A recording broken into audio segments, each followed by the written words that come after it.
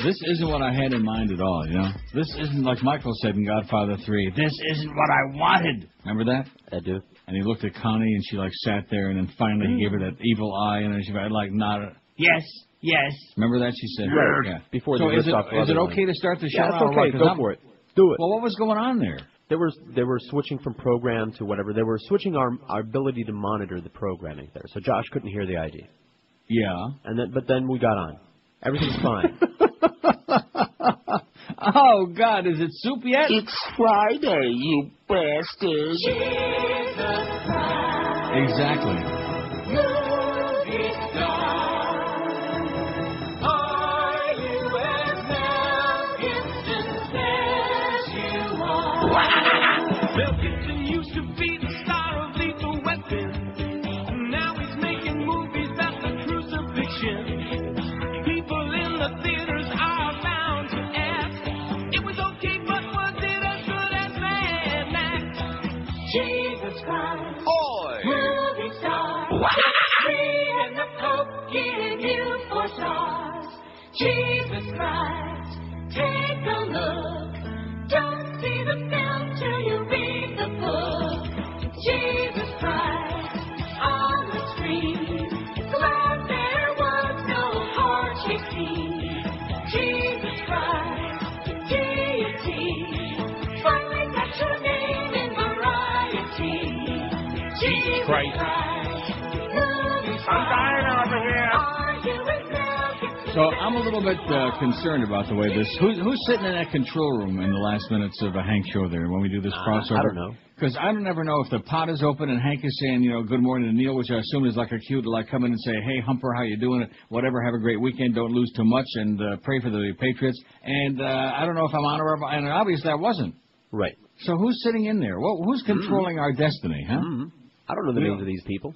John Cope and Shy are the producers. Okay. Yeah, well, we know who Shy is. Who the hell is John Cope? Is he related to Myron Cope from Pittsburgh, from KDKA? You'd have to ask him. I work I with John see. once. He's a good guy. Yeah. Well, he may be a good guy, but somebody needs to tell those people, or like the last couple of minutes there, when Hank and I want to have like a little verbal intercourse, open the pot, okay? Open the pot, baby. Open a frickin' pot. Then like roll a big fat one and smoke it, okay? Roll it in the Herald. Way heady. And then you can have like your lungs can collapse, your adenoids can bust, just like that last caller Hank had talking about the left tackle there. Oh, Jesus. Get a life, you old fart, you old toad. Can you believe that? Did you hear that? Of course. Talking about the guy made a voice like that. It sounded like Pharrell on acid is what it sounded like. Yeah, that's what it sounded like. Not nearly as entertaining or as profane, but nevertheless, it's the best we can do these days. Wow. So anyway, we have a New Year's resolution, even though it's the 14th of January. It's never too late. People still do these New Year's resolutions all the way, whenever they feel like quitting. But our New Year's resolution is it's Hank and Neil, and that's it. And anything else that happens after 2, and we'll even include the big... Oh! Yeah, he's... rock solid. Early in the morning before I get up, so that's fine. But it's the Big O, the Humper, and Neil. And after that, you guys, you're all on your own, with all due respect. I love the Mad Dog, but I don't have the energy anymore. I'm just too old, to quote somebody. I'm too old and feeble, and or maybe I'm just getting too smart. Because I went out yesterday and I bought SKOR ice cream. No. And I sat here and I ate a voluminous amount, which resulted in several desperate trips this morning. But anyway, I ate a voluminous amount. And then I sat there when I finished and I thought to myself, why am I doing this to myself? It was very good, by the way. Oh, have you ever had that? Absolutely. It's great. You have had SKOR ice cream? They're right, yeah. SKOR? Mm-hmm. Like the candy bar? It's got chunks of the candy bar? Oh, yeah. Now, most of those candy bar ice creams blow. They are really bad, like M&M's ice cream, and they have an O. Henry ice cream. Oh, man, to puke from. Now, the Snickers but ice cream SKOR bars, ice cream, man, it is so... Now, if you don't like real sweet, then forget about it. Very sweet. But, boy, it is... So, anyway, I finished it, and I thought, and my blood sugar was like 19 times 18. It's like about 380. I mean, just outrageous, totally unacceptable. And I'm popping my, diabetic pills. And I started thinking, why am I doing this to myself? And it was only because of the stress factor built up by this place. See, the show, these people out there, nothing phases me. I don't care. All these idiot callers, you medical and what. I don't care about that. It's fun. Right, comedy. But working for a bunch of crazy people and being caught in the middle of this radio maelstrom, which you got both columns today from Barry Jackass and Jim Sarney. Both of which. And I noticed, Barry, that you never mention management by name. Only when it gives you those inside quotes. You know, Greg Reed said this, Greg Reed said that. But when it's an embarrassing, humiliating, degrading situation, it's QAM management doesn't have a clue, as if there's no names involved there, you know? Right. Barry, I'm going to tell you, Greg's going to take away your peanut butter and jelly sandwiches if you don't cut the crap. Barry rhymes with Mary, Fairy, Harry, Potter, Harry, Prince Harry. Let me say it again. Is the Prince Harry? Here's a fax from Stephen Waltham Maz, who says, if you need further proof that QM is run by bumbling idiots, guess what, Steve? We don't need any more proof. But anyway, if you do, check this out. And then he goes on the QM website and the schedule. Okay. Let me say this. We don't pay any attention.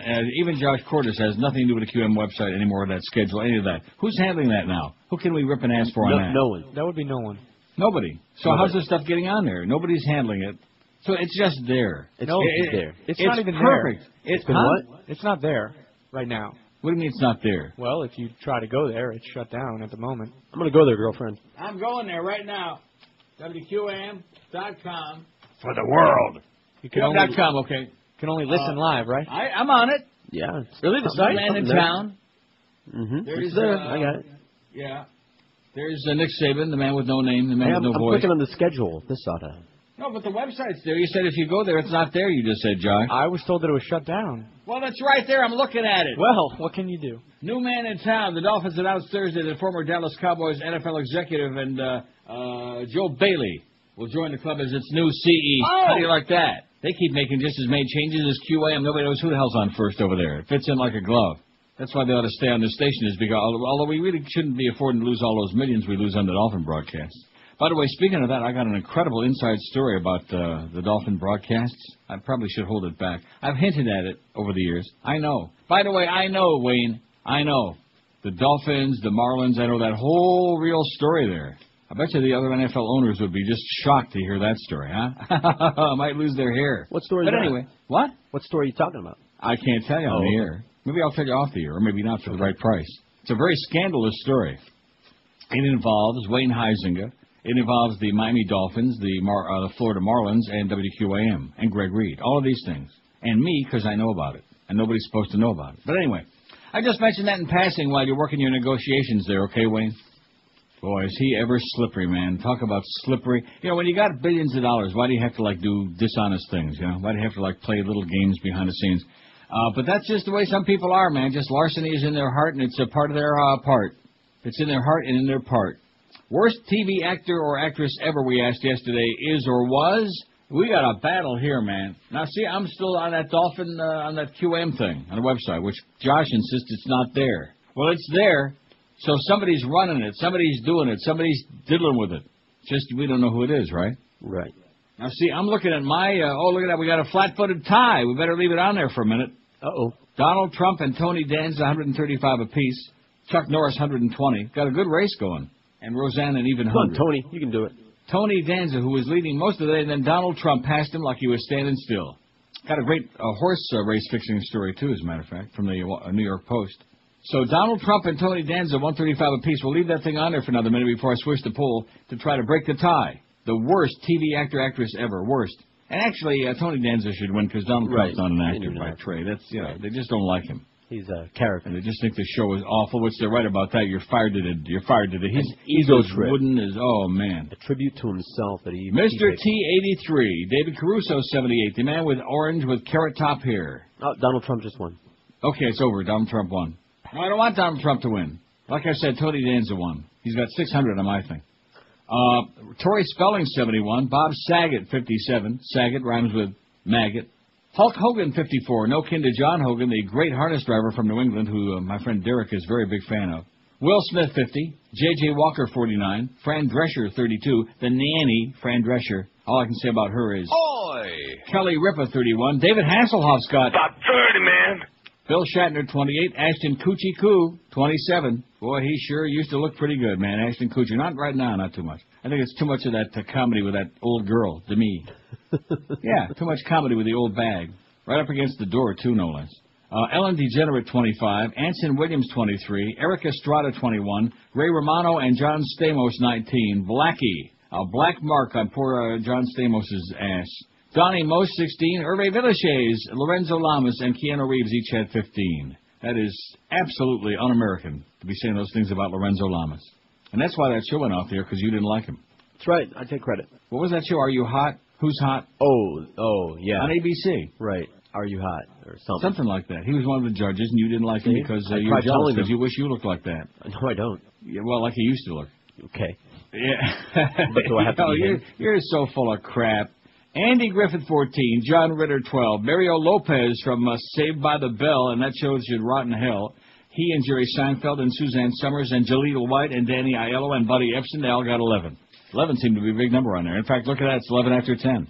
11. Go bet 1 and 1 in the double, okay? Plunge your guts out. $100 double, 1 and 1. Very unusual. That almost never comes in.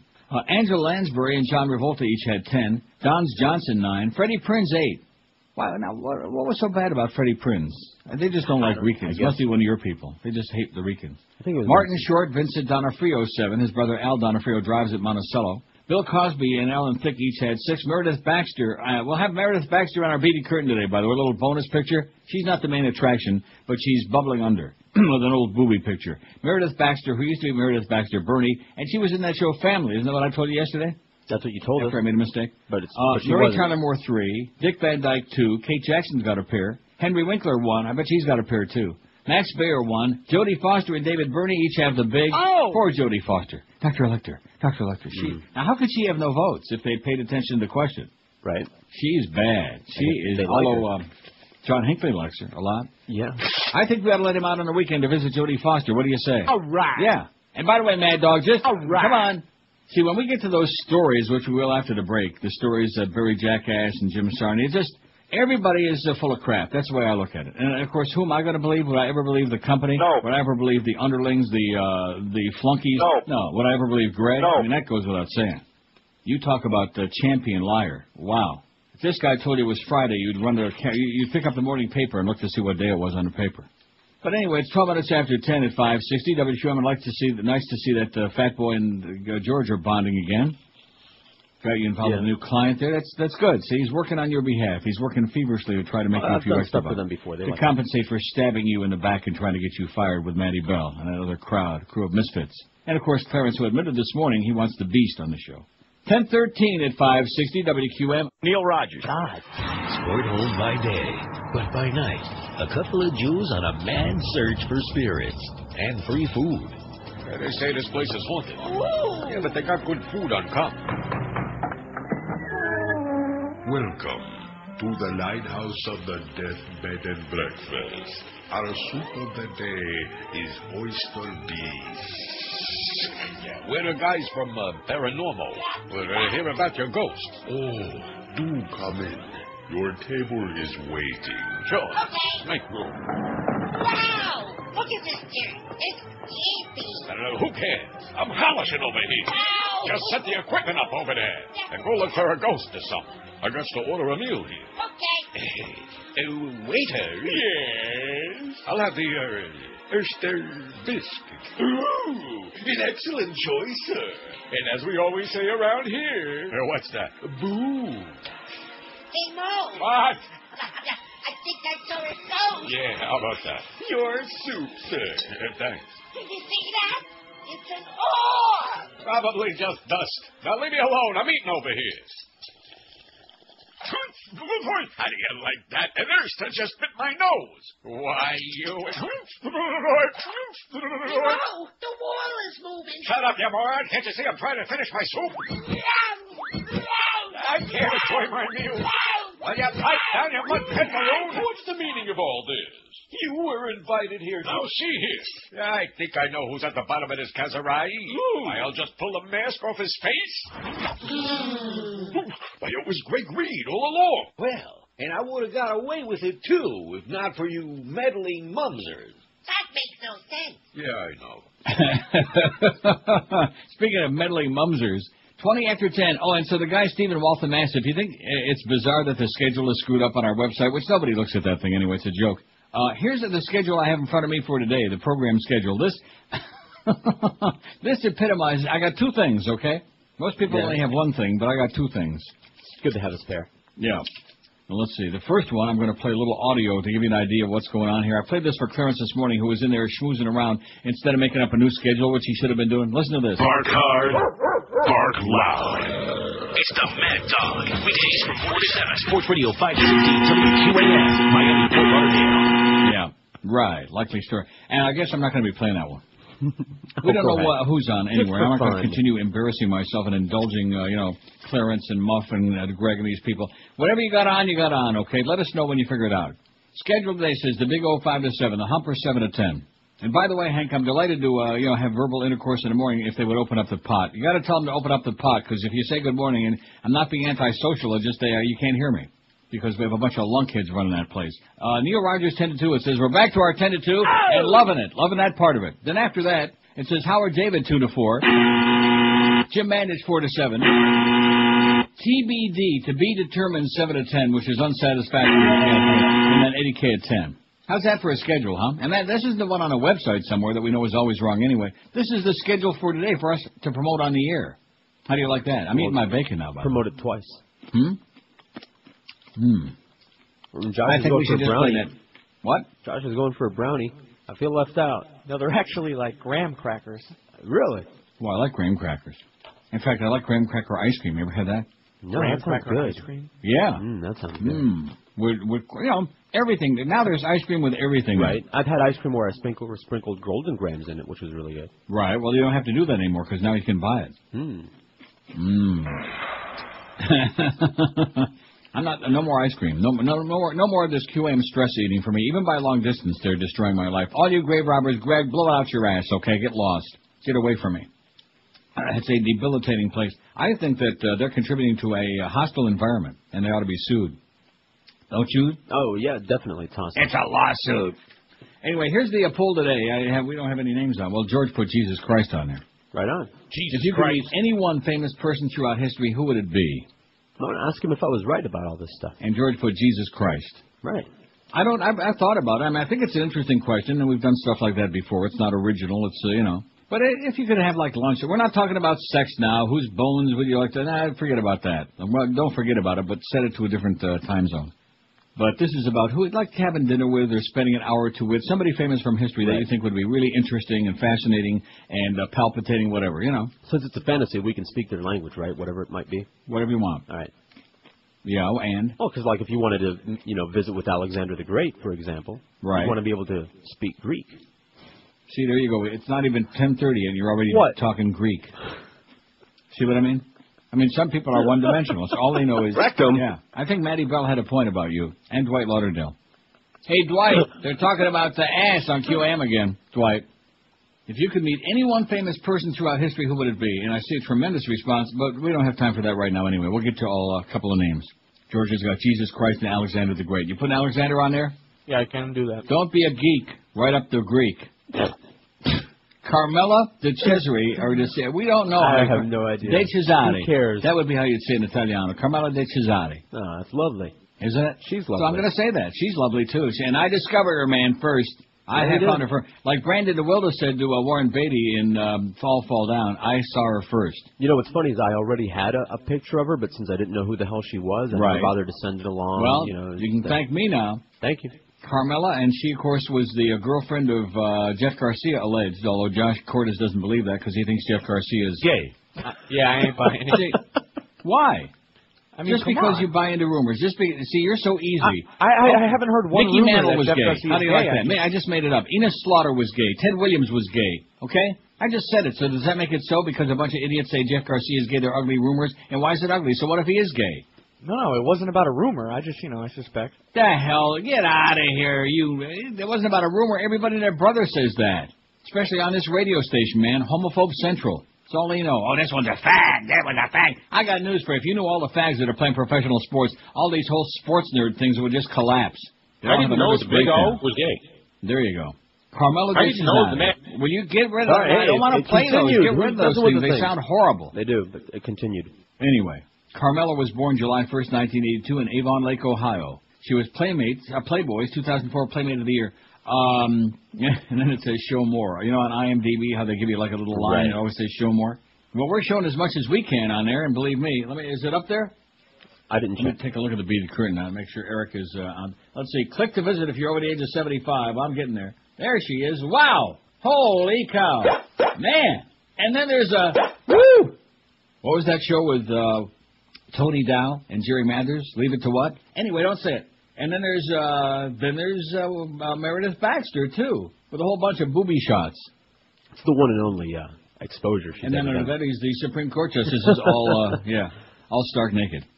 So anyway, she was in, let's see, Playboy Video Playmate Calendar 2005, the WWE Taboo Tuesday, Raw Diva Search Casting Special, 2004 Playboy Video Playmate Calendar, Who Wants to Be a Playboy Centerfold, Sunday Night Heat, a.k.a. WWE Sunday Night Heat, Raw is War, and Howard Stern Show, Family Feud, the Playboy Playmates against the Bachelors, and Street Smarts playing herself January 2004. So she's been in a lot of that kind of stuff.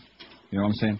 Carmela, she's one of the hottest hotties we've had on there ever. She's pristine. Yeah, she is just fine. And I discovered her. Now, who was that actress in that they were like fawning over in All Fall Down? Who was in that movie? I don't know. No. Carl Malden was in there. They weren't fawning over him. I better look it up. That's the movie. Now, I'll tell you what. Put Brandon DeWilde on the poll. You know how to spell it? No, he doesn't. Small D-E, capital W-I-L-D-E. Brandon DeWilde. Can you handle from that movie? DeWildebeest. I'd like to have sat down. Now, again, see, I just got through saying not a sexual thing, but just to have lunch with him, I would have been. He's dead now. He got hit by a car. He got killed in a car crash. But in that particular movie, I just would like to see if he really looked that good in person as he did in that movie. If any guy could be that pretty. He was real pretty. Let's see, All Fall Down. Here it is. John Frankenheimer directed it. Produced by John Houseman. Wow. And in it, Warren Beatty. Even Marie Saint. That's who they were oogling and fighting over. I saw her first, Very, Very. Warren Beatty, the character he played, was Very, Very. Does that give you kind of an idea what kind of a family it was? Carl Malden, Angela Lansbury, Brandon DeWilde, and Barbara Baxley. That's black and white. It's a very depressing, morbid movie, but that's the way it goes. 28 past 10 at 560 WQAM. Adam Turan in sales, by the way, says January is always very slow. That's why we have these very short breaks on the show. We don't believe that. Just an excuse, and we're waiting for the Vermont Teddy Bear account to show up again in time for Valentine's Day, which is only a month from today, isn't it? February 14th? Right. I just mention these things because I'm not taking any crap from people anymore. That's my New Year's resolution. I mean, as little as I took in the past, it's multiply that times 1,000. No excuses, no BS, no slacking off. Just get with it, okay? Just start being just a little bit professional. I realize that word is unacceptable at QM, but just start looking up in a book and figure out what it means. Hey, all you horse racing fans and poker players, Pompano Park Racing and Poker is your place to be to gamble your guts out. Pompano Park features free admission and free general parking every day. Live harness racing in the poker room open every Monday, Wednesday, Friday like today, and every Saturday too, of course. Poker starts at noon, and live harness racing gets underway nightly at 7:25 p.m. Look out for Wally Hennessy, man. He is dangerous. And don't forget, every Monday night there's a 2 for $25 dinner special in the Top of the Park restaurant on the 6th floor. You'll see Fat Rich there shoveling his face for free. Every Wednesday night, $1 night for draft beer, soda, hot dogs, and more. And best of all, my personal favorite, the first Monday of every month only, not every Monday, okay? You got that straight? Free spaghetti dinner night on the 4th floor at Pompano Park. First Monday of every month. Just mark it on the calendar is a good idea, and then go there and just shovel it down your puss. Pompano Park is also, of course, open every day, 7 days, nights a week, featuring the best in harness racing, thoroughbred racing, and highlight from all across North America for you to watch and wager on. Pompano Park, a block south of Atlantic Boulevard and Powerline Road. For the new racing schedule, and I'm sure they have the right one on their website, go to PompanoPark.com or call them at 954-972-2000. Don't forget, Poker Room is open at noon today. Live racing starts tonight, 7:25 in the p.m. You're listening to Neil Rogers exclusively on 560 QAM. This is Michael Powell, Chairman of the FCC and Overlord of Decency, rubbing my tubular legs tightly together to make my voice this high. How can I help you? This is one of your 28 concerned Christians who want everybody to be just like us that always writes or calls you. Always a pleasure hearing from you. What can I ban for you today, my holy sister? Well, I'm watching TV Land, and they're running an old show from the 60s that I believe is coarse and damaging to the tender minds of our trophy children. What show is this? It's, well, I can only say the middle name, Van. What's the first name? Same as our decent vice president. Dick? Yes. And the last name? The vice president's daughter. Dyke? Yes. As in Dick Van Dyke? Oh, Lord, forgive us. I believe both those words are on the list. I'll issue a directive to have the show permanently banned from the airwaves and set fines for any mention of Dick Van Dyke. I love you. I love you. Love you too, honey. Bush blast.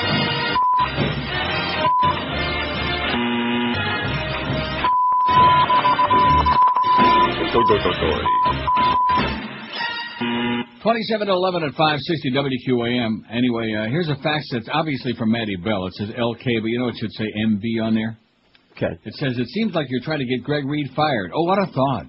Stop it. He works hard. You don't appreciate anything. What are you trying to do, get George Rodriguez to take over Greg's position? That sounds like a plan. Cut the bullshit and stop picking on Geldy, Greg, and Howard. Oh, I see. Okay. We don't pick on Howard, by the way. We like we love Mo. Right. The more we see him, the more we love him. At any rate, interesting enough, it must be like a whole conspiracy of people out to get Greg fired. Nothing that he's done himself. And, of course, working hard is rather amusing because every time there's a crisis, what does he do? He disappears. He goes on vacation. He leaves town. The sun is shining, though. Barry Jackass writes, and we thought that Greg had Barry in his back pocket, but now that the Herald has that working relationship with 790 ESPN Radio, now I noticed that the tone of Barry's column seems to be the worm is turning, as the expression goes, right? Right. Shouldn't we get some more names on this list before I start doing these two stories, the Sarni and Barry Jackass? WQAM, hello. Yeah, I have one for your poll. Yes, sir. Gary Lewis from Gary Lewis and the Playboys. And why would that be? Just put it on there. Don't ask me no questions.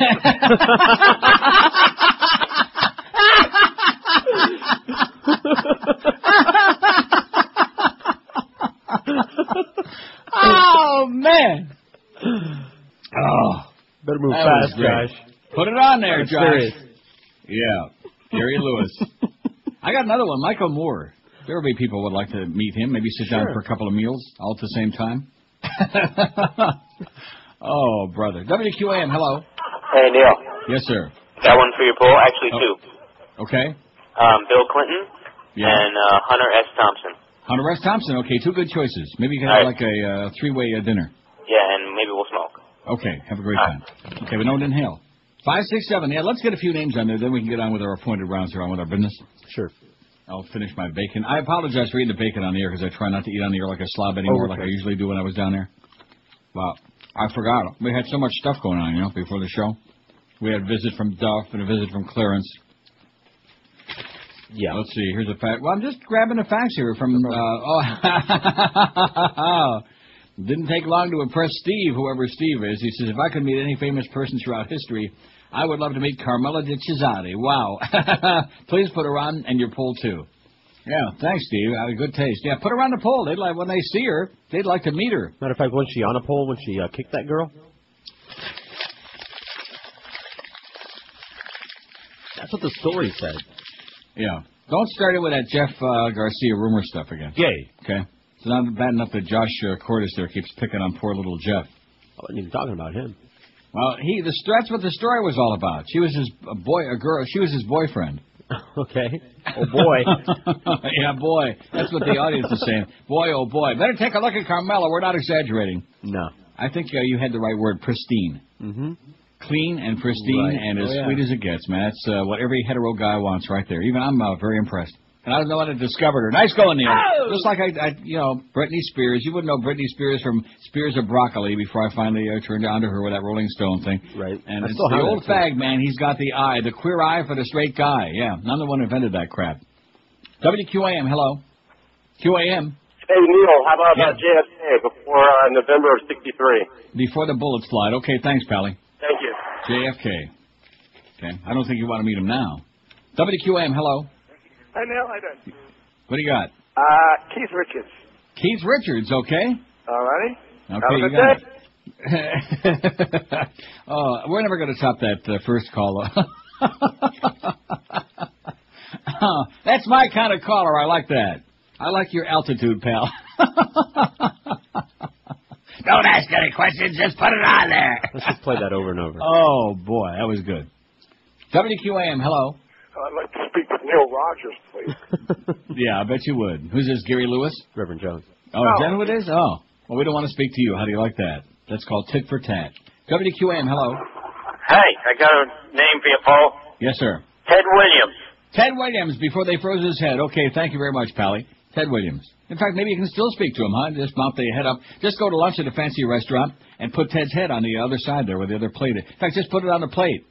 What do you say? Ted was always good when he stepped up to the plate. Let's see how he works out in Ruth Chris. WQAM, hello. QAM. Neil, God. Yes, ma'am. How about John Lennon? John Lennon would be great, and especially before the bullets fly. Right, and just so I could ask him, what is up with that Yoko? Exactly, man, yeah.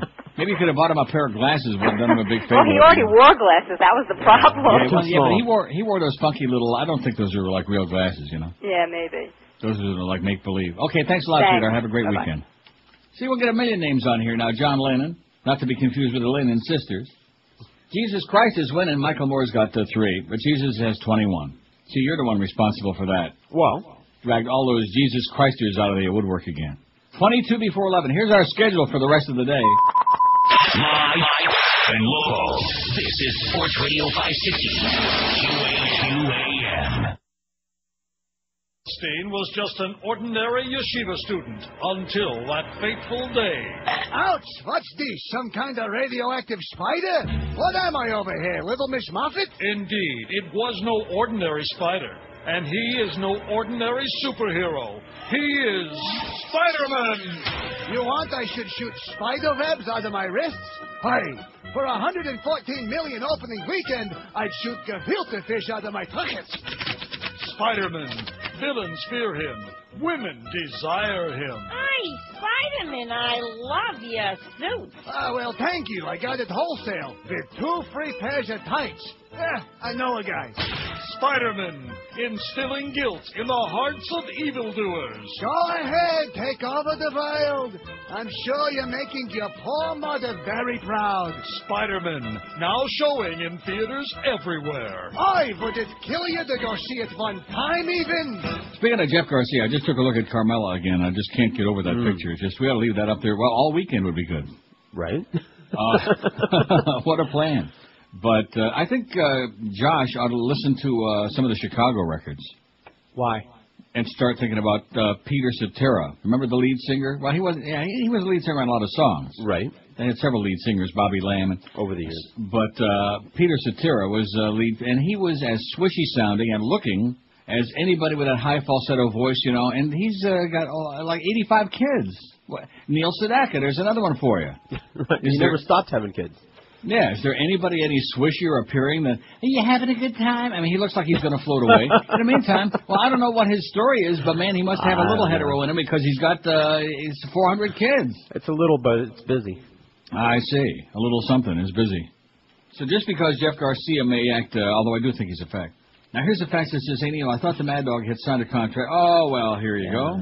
To do 4 to 7, I turn on the show here, the Mo Man. What happened? Why won't Mo just go away? Well, good thing Mo didn't go away, or we'd have like dead air for 3 hours. Am I right? Here's the story. I kind of like put this off now that we got the whole audience gathered around their radio and their computers as well, just oogling at that picture of Carmela de Cesare. Barry Jackass writes, Mania still raining at WQAM. It's still raining. The sun could be shining, but it's always raining at QAM. Let there be no doubt, writes Barry, WQM is a zoo. Absolutely correct, sir. Where nobody, not even management, seems to know who's on first, or who's on at 2 for that matter. And again, Barry. Absolutely correct. In the past few years, WQM has fired 2 former morning hosts, then rehired them before they left the air, twice suspended its longtime afternoon host, try 3 times, thrice. Then reconciled and moved him to mornings, and talked about how much money it's losing on the Dolphins, then prepared a final attempt to keep the team's rights. This week raised the absurdity to new heights. Boy, could he be more. Absolutely correct. I don't think so. WQM debuted its new lineup with one small problem. The station didn't bother getting everyone under contract first. Now the afternoon lineup is at risk of falling apart. And like I said, after yesterday, I'm not going to let it bother me anymore. There's nothing I can do about it. We just are here every day, do the best we can. And what goes on around us, I mean, Hank's doing a fine job. He had a really good, solid first week. Rock solid. Sounds really happy in the morning, and we're delighted to have him on as lead-in. And, and we actually would do that little crossover if somebody would open the pot. But other than that, after 2, you're on your own, Greg. We don't want to be involved. And that's certainly nothing personal because we love the Mad Dog. And even Mo is starting to, feel cozy to it, right? Right. But nevertheless, it's not personal, it's just business. Jim Manditch, who told the Herald on Monday night he was accepting WQAM's offer to do a 4 to 7 p.m. show, changed his mind Thursday because the station continues to insist he sign an 18-page document with numerous restrictions. And boy, if anybody's... And they tried to get Hank to sign that same deal, by the way. I know that for a fact. Isn't that what he told you this morning? Yes. And they tried to get me to sign it, and I said, No. Here's your check is on the way back, okay, your signing bonus or whatever they said. Oh, don't send it back, yeah. No, I told you, Joyce, nobody with any self-respect is going to sign that crap, because in addition to which, if you had us sign that crap, every time we said anything you didn't like, everybody would be fired at it. You wouldn't have anybody on the air.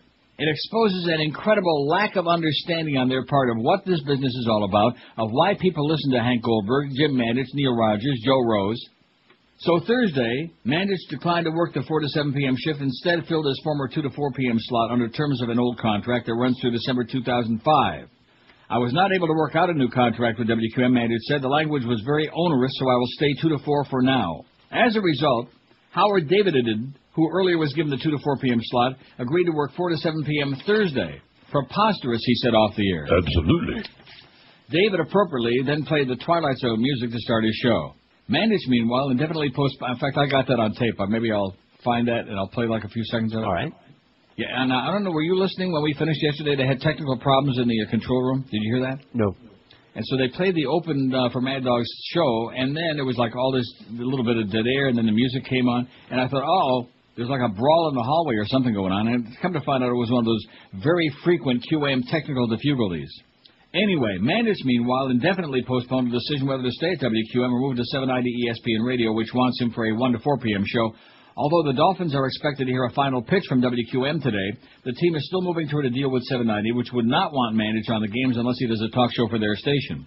David said the Dolphins told him he is very highly thought of in the organization, which I guess he forgot that Wayne hates him, and gave reason to believe they want Jim and I back. But David's future is very much in doubt if the games move up the dial, says Barry Jackass. Okay, there's column numero uno. There's number one. You ready? Strap yourself in for Jim Sarney.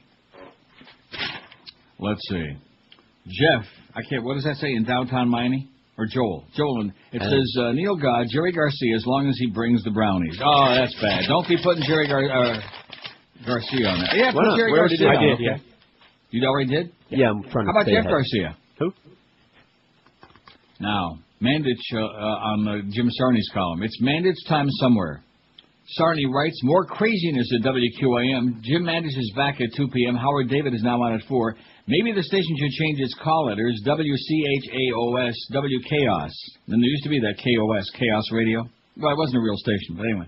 Where the sublime becomes the ridiculous, said David, as he signed on to the theme from the Twilight Zone on Thursday. So what's happening? Manditch was set to sign a new deal for the afternoon drive slot this week, but certain issues couldn't get resolved, one of them being the matter of interviews. Manditch doesn't do interviews and finds them boring. I'm not saying my way is better, but I prefer to do my own show, Manditch said. I don't know why if you expand your show by an hour you have to do interviews, and of course, see, they got 3 guys. All you do is wind us up and let us go. Hank, Neil, and Mad Dog. And even Mo. 4 guys. Just wind us up and let us go. Right? Right. Don't interfere. Don't start programming the show. Don't start trying to pretend you're a talk show programmer, which you know nothing about. So Manditch told WQAM he would go back to 2 p.m. under his current 2005 contract. I'm going to sit tight and see what develops, he said. The wild card is the Dolphins radio deal, Jim Sarney says. Manditch is the color voice of the Dolphins. That's his identity, and it's bigger than any sports talk radio gig. Oh, yeah, right. If the Dolphins leave WQAM for 790 ESPN Radio, Manditch may follow the football. We've had ongoing talks with ESPN Radio, Manditch said. I'm not ruling anything out. In other words, he's keeping his options open, okay? Is what it boils down to. But in the meantime, because our management has let this all just blow up in the air after the Stern business, now we're sitting without a lineup. We got a lineup from 5 a.m. to 2 p.m. And the rest is like, And I know Mad Dog is doing a 2 to 4 today at Publix somewhere. But we can't even tell you which one because we don't have an accurate schedule because Clarence is too busy in there playing grab ass with the beast. That's how much we know what's going on. I really resent, and I really mean this. What did I tell you before the show today? The first thing I told you. Yeah. The only way we find out what's going on is every Friday we read Barry Jackass and Jim Sarney in the Herald and the Sun Sentinel, and that's the only way we know what's going on. Mm-hmm. Nobody tells us anything. Muff comes in here every morning. She's got nothing to tell you. And Clarence comes in here with his dog and pony show trying to be a comedian, and they tell us nothing. Nothing. And so that's what we'll pass on to the audience. Nothing, because that's what we know, other than it's a mess. And everything that we just read from Sarney and Barry Jackass about the embarrassment, and it's all true. But I'm not eating any more ice cream. I'm not going to kill myself for Greg Reed, okay? For a guy that keeps running away every time we have a problem. He goes on an extended vacation after he tells you a bunch of tales, fables, stories, prevarications. Oh, we got a death. We got a death to report. Uh-oh. Bread co-founder Jimmy Griffin dies. Oh, no. Remember Bread, David Gates? Sure. James Arthur Jimmy Griffin. Oh, not Jimmy Arthur. Remember him? No. Old truck driver, Jimmy Arthur. What? Excellent driver. James Arthur Jimmy Griffin was a... What? Definitely. Was a founding member of the... Doug Arthur, I think, is his son. Hey, listen, when it comes to harness racing names, that's what I'm going to do. Until we get this all straightened out, I'm just going to sit here and read harness racing names for 4 hours every day. Hey, they want you to do a sports show, so go for it. And what about if I had some guests, huh? We'll have Hervé Filion on. You got Hervé Villachez, we got Hervé Filion.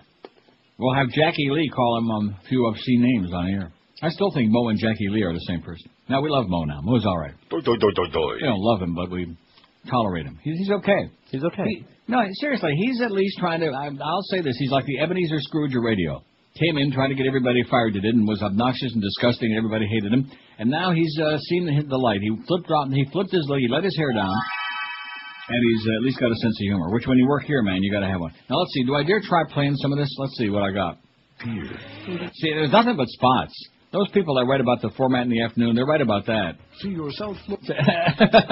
There's nothing but spots on this tape. I tried to, tape, because I didn't want to sit here. I had to go out and buy ice cream to drown my sorrows. Battery-powered, Miami is diesel-powered. Phoenix will fizzle, Miami. Yeah, with all due respect. I just want to hear the beginning of the Mo Show. Stuff a lot, you know. The man was indestructible. Okay. Anyway, Jimmy Griffin... founding member of the 1970s pop group Bread, and shared an Oscar for co-writing For All We Know. Remember the Carpenters, For All We Know? Da-da-da. Very depressing. Her music was good but morbid, you know? Mm-hmm. Like Rainy Days and Mondays. Songs to commit suicide by with Karen Carpenter. How appropriate. Anyway, how appropriate. Jimmy Griffin died of complications from cancer. He was 61. Griffin, who died Tuesday at his home in Franklin, Tennessee, sang harmony and played guitar with Bread, whose soft rock hits included Make It With You, Baby I'ma Want You, and Everything I Own, written by the group's lead singer, David Gates. David Gates, great voice, incredibly ugly. Man, he was a really ugly guy. He looked like his head got hit by a freight train. Don't know if I ever saw him. Good. For All We Know, from the movie Lovers and Other Strangers, won a 70 Academy Award, was a hit for the Carpenters. Griffin also wrote such country hits as Conway Twitty's Who's Gonna Know and Restless Hearts, You Can Depend on Me. Oh, yeah. Depend on Me. Remember that? No. Annoying. Yeah, you can. Griffin was raised in Memphis and moved to Hollywood, California in the early 1960s. He, David Gates, and Rob Royer released Bread's debut album in 1968. Griffin left the band in 1973 and rejoined in 1976 before it broke up in a swirl of rancor and lawsuits. Oh, it sounds like QAM. Rancor and lawsuits. That's our middle name. In the 80s, Griffin formed Black Tie with former Eagles member Randy Meisner and became a regular on the Nashville scene in the early 90s with the band The Remingtons. Not to be confused with the Remingtons, who did Papa Oo Mau Mau. Right? Right. Remember the Remingtons? I do. I don't think we can say that anymore. No. I'm choking on my bacon. He's survived by his wife, Marty, a daughter, and a son. So say goodbye to Jimmy Griffin. Not to be confused with Jimmy Ruffin. Right? Right. And let me ask you, what does become of the brokenhearted? They die. Okay, if you could meet any one famous person throughout history, who would it be? Jesus Christ, 39. Carmela de Cesare, 13. Oh, yeah. We're going to make her famous. Yeah. We're going to make you raw this weekend. John Lennon, 5. Hunter Thompson, 4. Bill Clinton, 4. Michael Moore, 4. JFK, 3. Keith Richards got a pair. Alexander the Great, 2. Jeff Garcia Jerry Garcia has got 1. Gary Lewis, 1. Brandon DeWilder's got 1. And Ted Williams, none. 79 votes. We'll have a list of 8,000 names by 2 o'clock. Here's some faxes. Bob in Fort Lauderdale says, how about Albert Einstein, okay? He could be our general manager. Although we already have a rocket scientist, but... Got him? Einstein? We got him. Bill in Fort Lauderdale says, after visiting your beaded curtain today, I learned a very valuable lesson. If you have a 19-inch NEC extra-view multi-sync LCD monitor and you put your tongue on it, you will get shocked. Oh, no. Here's one that says, from Sergio in Hialeah, I would love to meet, the only problem being it says M-E-A-T. I would love to... I beg your pardon? I think he meant that. No. You're starting to get just like Marvin, you know? Sorry. I would love to meet Carmela. Wow. Got to go to the bathroom with a picture from your website, says Sergio in Hialeah. Okay. When in doubt, don't wear it out. John, now it says Heidi Fleiss, probably have some interesting stories, or John Glenn, same reason, interesting stories. Maybe you'd like to hear about the moon. Huh? Right. Or Uranus. The moon or Uranus. Or maybe you'd like to hear about the... Cock-a-moon. That might be it. Anyway, so, well, I told you, we get a lot of names on there by the end of the day. 5670560, pound 560 on the Verizon and Singular Wireless lines. I'm just not going to indulge in that. I'll cue up the beginning of Mo's show yesterday. Did you hear it? No. You'll find it somewhat amusing. Right. WQAM, hello. Uncle Neil, how are you? Yep. One for your, got one for your poll. Okay, Pally. It's Prince Harry, and I'd like to ask him what the hell he was thinking. Okay, Prince Harry. Oh, we got a Prince Harry story. This guy must be psychic. UK's Charles orders sons to visit Auschwitz. I'd like to see the whole royal family in Auschwitz. And I also got another story that ties in with that one about, I'll get to it, touchy subject of royal links with Nazi Germany. Remember I've been talking about that and brought it up again the other day because of this Prince Harry thing with his swastika? You know, if anybody else did that, some schlep from off the street running around with a swastika armband on, they'd drag him away and probably put him in a hoosegow for 20 years. But, it was just, youthful indiscretion. Yeah, right. All the excuses all the time. And you silly-ass royal-licking Brits, man. You people desperately need some help. If you've ever been to England, or if you've ever been in, Amsterdam or anywhere especially Amsterdam, because on the weekends it's so close, and all the drunken Brits, I'm sorry for the redundancy there, they come and they swarm upon a city and they hang out and they're loud and rude and obnoxious and disgusting and out of control, and most of them with those big fat, those thick necks, the big-headed, ugly. Oh, God. That's what Britain's all about. And to think that these people once ruled the planet just about? India, Australia, huh? Right, America. New Zealand, America. South Africa. Las Malvinas. Or was that the Dutch? I guess that was the Dutch. What? South Africa? No, the Brits. Really? Oh, that's right. They had both. They're both in there. At any rate, I'm not going to say it. And a lot of violence. What? And a lot of violence. Don't forget. Yeah, a lot of violence, a lot of slavery, a lot of torture, a lot of brutality. The bloody-ass Brits. And I think God is punishing them. That's why they all turned into a bunch of... You're listening to Neil Rogers. Blaming on 560 QAM. This is the Neil Rogers Show. This is your brain. Any questions?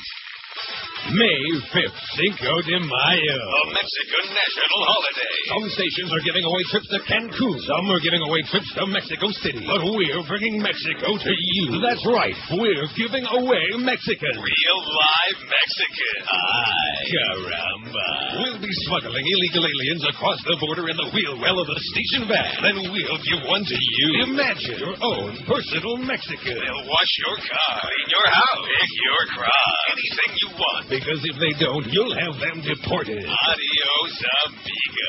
Be the 10th caller when you hear this sound and win a Mexican. Members of this station and their families are not eligible to own Mexicans. Bathing and delousing of Mexicans is winner's responsibility. Station assumes no liability for infectious diseases carried by Mexicans. Celebrate Cinco de Mayo in your own home. Every day. With your very own Mexican. People listening to win. Okay. The reason there's a little pause there, I'm queuing this thing up. I'm trying to find the beginning. Your host, Howard Dean. To get in, call 567-0560. Toll free in Dayton, Broward. Or pound 560 on your cell phone. Now, let's talk sports on Sports Radio 560 QAM.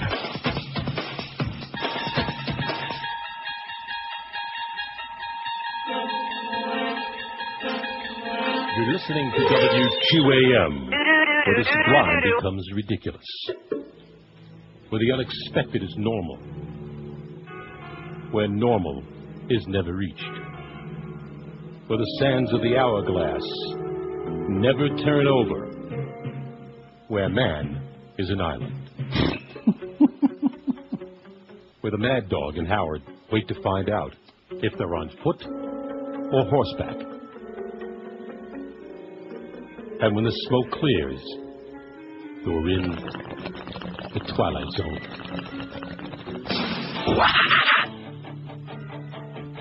That was the open for Mo's show yesterday. That's pretty good. It was. And fit in like a rubber glove.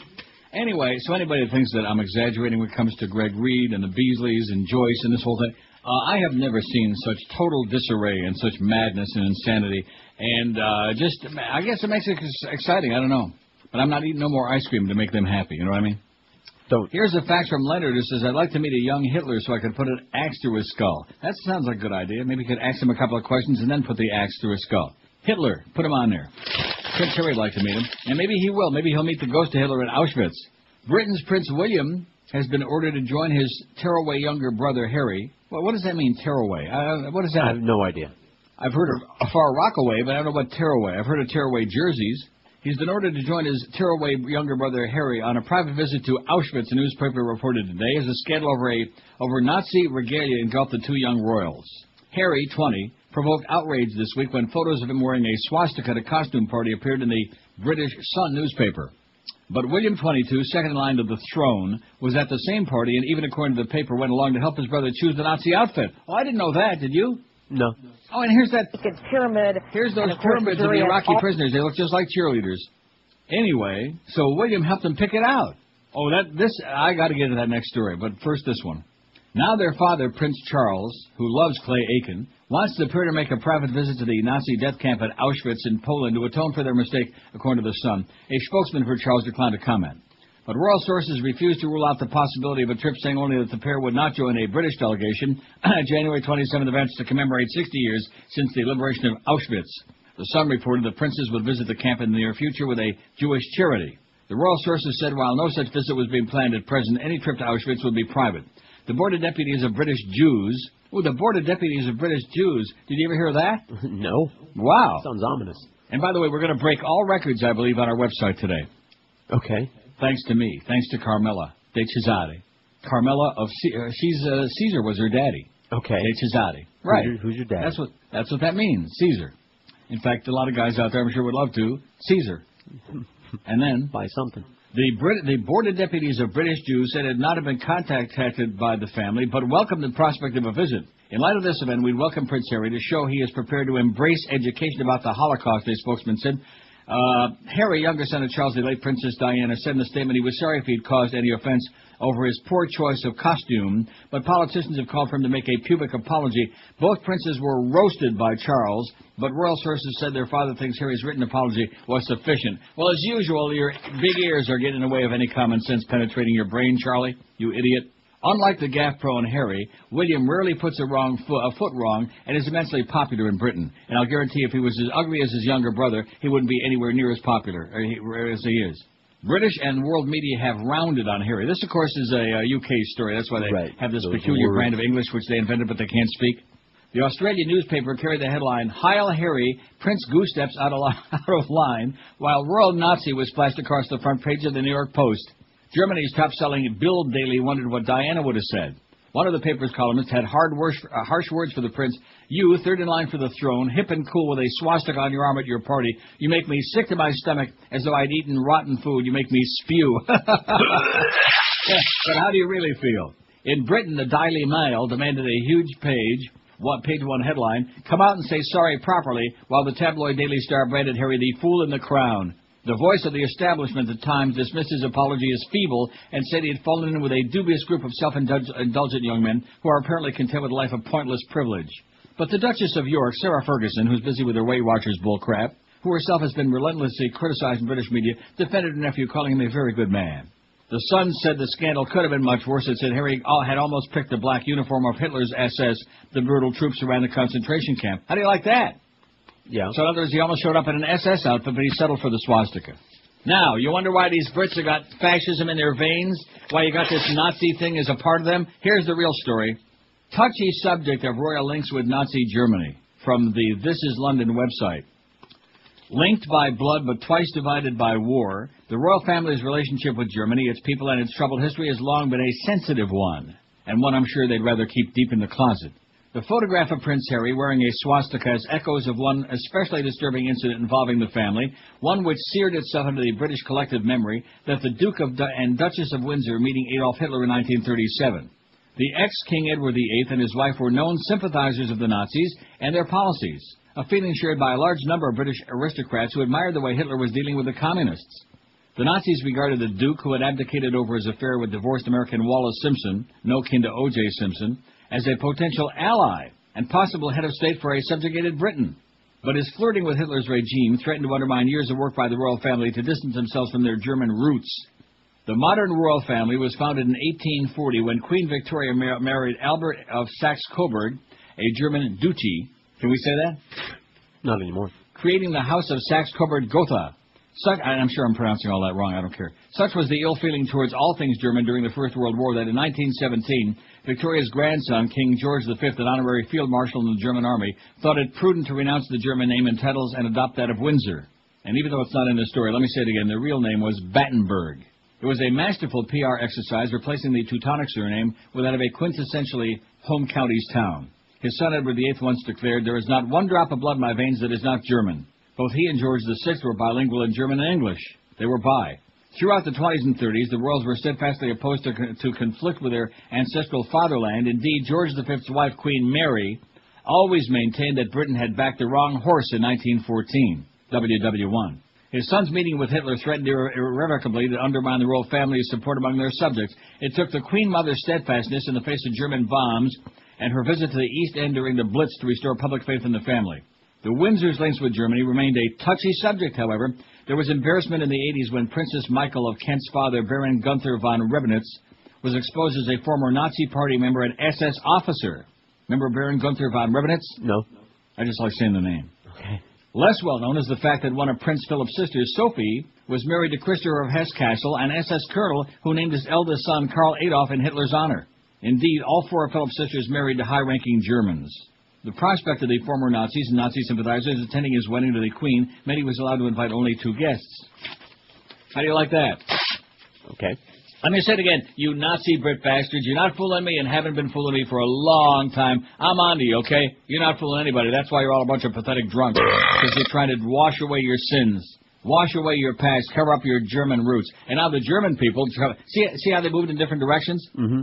And now Germany is a fine country with, like, they still got a few Nazis running around every now and then. They got to do something on their motorcycles. But nevertheless, and the Brits, man, they're the laughing stock of the world. With that Tony Blair and that whole constipated problem they got. Mentally, physically, emotionally. It's a sad place. When people say to me, "Oh, you ever been to England?" I say, "Yeah, at the airport, real fast." And that's a dump, by the way. Heathrow Airport, don't go there. Okay. A dump. A turlet. Why would I go there? What do I want to see? If I want to see pasty, ugly, nasty, loud, drunken Brits, I go to Amsterdam anytime. At least have a good time. As opposed to going to Britain where they're like stuffy, stuffed shirt, Living in the Stone Age, man. You're living in the Dark Age. You Brits that listen to the show, man, no wonder you got out of there. Congratulations to you.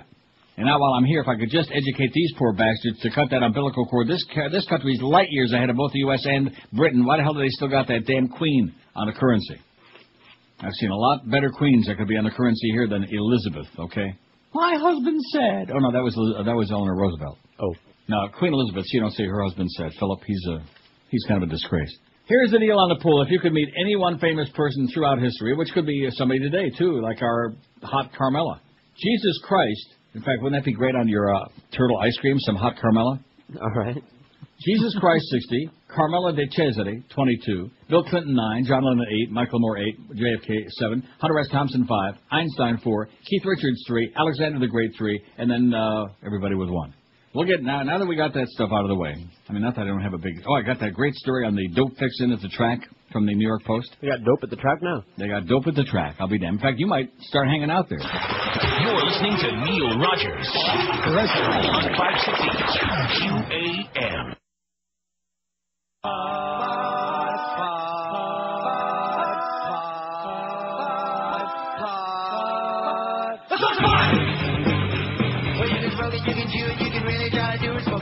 All right. Well, you can sing it in a song, you can smoke it in a bomb, smoking pot. Well, in the latest sensation, that's people the name, smoking pot. Let's go smoke some pot. Let's go smoke some pot. Let's go smoke some pot. Let's go smoke some pot. Come on, let's go smoke some pot. There was Edie Brickell and the new Bohemian smoking pot. Well, there's the Black Crows and driving and crying smoking pot. This is spinning cars and blue traffic smoking pot. Let's go smoke some pot. Oh! Let's go smoke some pot. Let's go smoke some pot. Let's go smoke some pot. Are you sure? Come on, let's go smoke some pot. Let's go!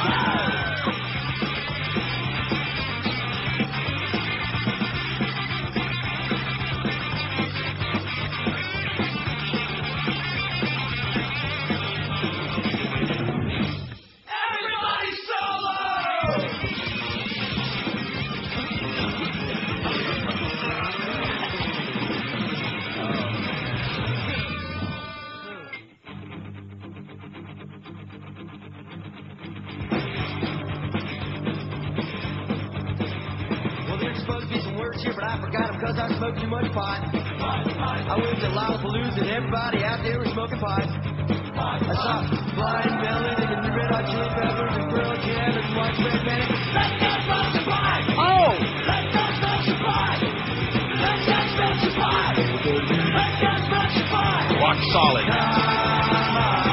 Let's go smoke some pot!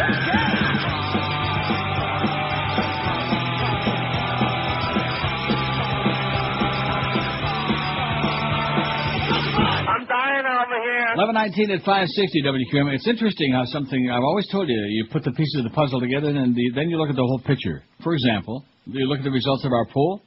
Now Jesus is number 1 so far, and Carmella is number 2. But if you look at Carmella, you'll say, Jesus Christ. See how that works? I do see. Yeah, I bet you do. Quit looking at it. No. Alan in Key West says Marge shot. Now I'm not really sure why, but it's not for me to ask. Don't ask. Just put it on there. Okay. I don't get it. Marge shot. Got it? I don't think he spelled it right, but it's close enough. An American soldier was sentenced today to a year in jail for the murder of a severely wounded Iraqi teenager in a Baghdad slum district during a Shiite uprising last year. Staff Sergeant Cardenas Alban was convicted on 1 count of murder and 1 count of conspiracy to murder at a court-martial at the 1st Cavalry Division Courthouse at Camp Liberty today, a military spokesman be saying. Besides his jail term, Alban was sentenced to a reduction in rank in private and a bad conduct discharge. Alban is the 2nd American soldier to be sentenced over the incident. And I still say that slimeball boyfriend of the father of her child, Linda England, whatever his name is, he has got to be just as low as you can go. Huh? I forget his name. He should be the poster child for the red states. 5670560, pound 560 on a Verizon and Singular Wireless line. If you could meet one person from throughout history, living today or 100 years ago or 1,000, whatever, just for like an hour or two, for lunch, for dinner, for like a little encounter, whatever it might be, who would that be? That's our poll question today. Me and Jesus, we'll have a kosher meal. And Carmella? What's kosher to me? WQAM, hello. Neil. Yes, sir. Hugh Hefner for the poll. Yep. And you never broadcast UN baseball. You're a liar!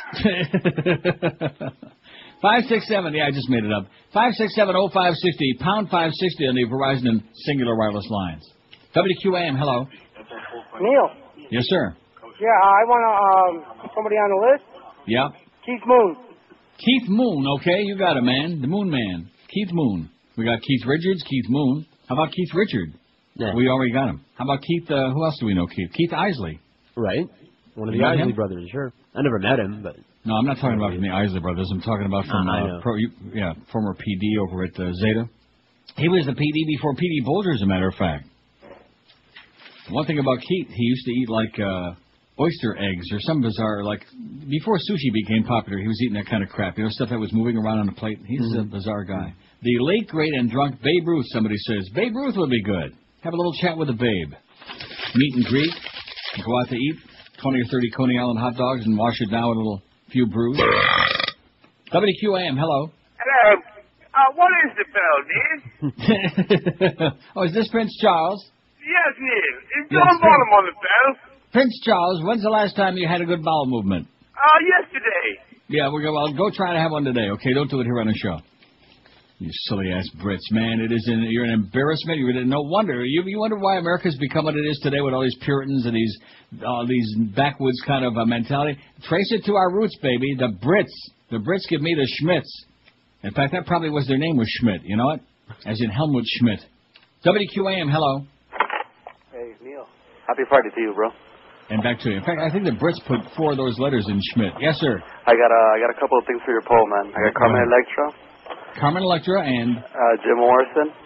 Jim Morrison's excellent. I like that. Yep. Okay, Pally. Have a good one, bro. And back to you, bro. 5670560, pound 560 on the Verizon Singular Wireless. Let's have 40,000 names on here. And the people are popping on that website, man. There is a lot of popping going on with Carmella. Do I know how to find them or what? Huh? Don't ever question my taste in the physical and the beauty of fine flesh ever again. I will. You will? Sure. Oh, that's right. You with that Kelly Ripa. Oh, What- yeah. what- Well, what would you bring stick her with up? Kelly Ripa. The other guys will hop on Carmella. I How's said that? she was cute. You're really stretching it, man. All right. If Kelly Ripa was in a shopping mall and Carmella De Cesare was sitting like right next to her, Kelly Ripa wouldn't take like 4 seconds notice. And I scoured for an hour to find that picture. Thank you very much. Yeah. Well, But you never would have been scouring for it if I wouldn't have. We wouldn't have you know who I have to thank for it? You? Jeff Garcia. Oh, that's right. Ultimately. Because if it wouldn't have been for that story about him, I never would have seen Carmella, and we never would have explored it. We never would have pursued it. And I'm sure there are a lot of people who would like to pursue it aggressively. Oh, believe me. WQAM, hello. The Brits built this country, Neil. Yeah, okay, great. The Brits built this country. The Brits, we had to fight a war to get rid of them, okay, jackass? Go read your history. Go have somebody read it to you. The Brits built this country. What an idiot. WQAM, hello. Neil. Yes, sir. I'd like to add maybe Bubba to the list. Who? Bubba. Bubba? Yeah. He's on there. Oh, okay. Oh, damn it. See you. Got 13 votes. In fact, he's tied with John Lennon right now. Oh, I think Clinton's probably a better musician. Don't be knocking John Lennon, man. He was a genius. He was a brilliant. He wrote all that great stuff, and he smoked a lot of good dope. And he went over there looking for something. He was over in India looking for something. Yeah. I think that was their problem. They, you get all that money and you start looking for things. It's like a lot of people. They're looking for answers to questions that there are no answers to, and and when you get stoned 90%. What? At least they said we were wrong. They made that press conference. Remember? Yeah. They said, they sorry, were wrong. We were full of crap. Sorry. Right. In fact, isn't that Carmelo's theme song, Give Peace a Chance? Yeah. I had a line, but I'll just let it go. Don't say it. Joyce may be monitoring today, the great monitoring Joyce. Yeah. We don't want to piss you off, Joyce, because we know that you're the big butch monitor. Everybody knows radio inside and out. Now, you wouldn't know a radio if somebody shoved like a dozen of them up your ass. God, it's so sad what's happened here in this last... And you know why it happened? Why?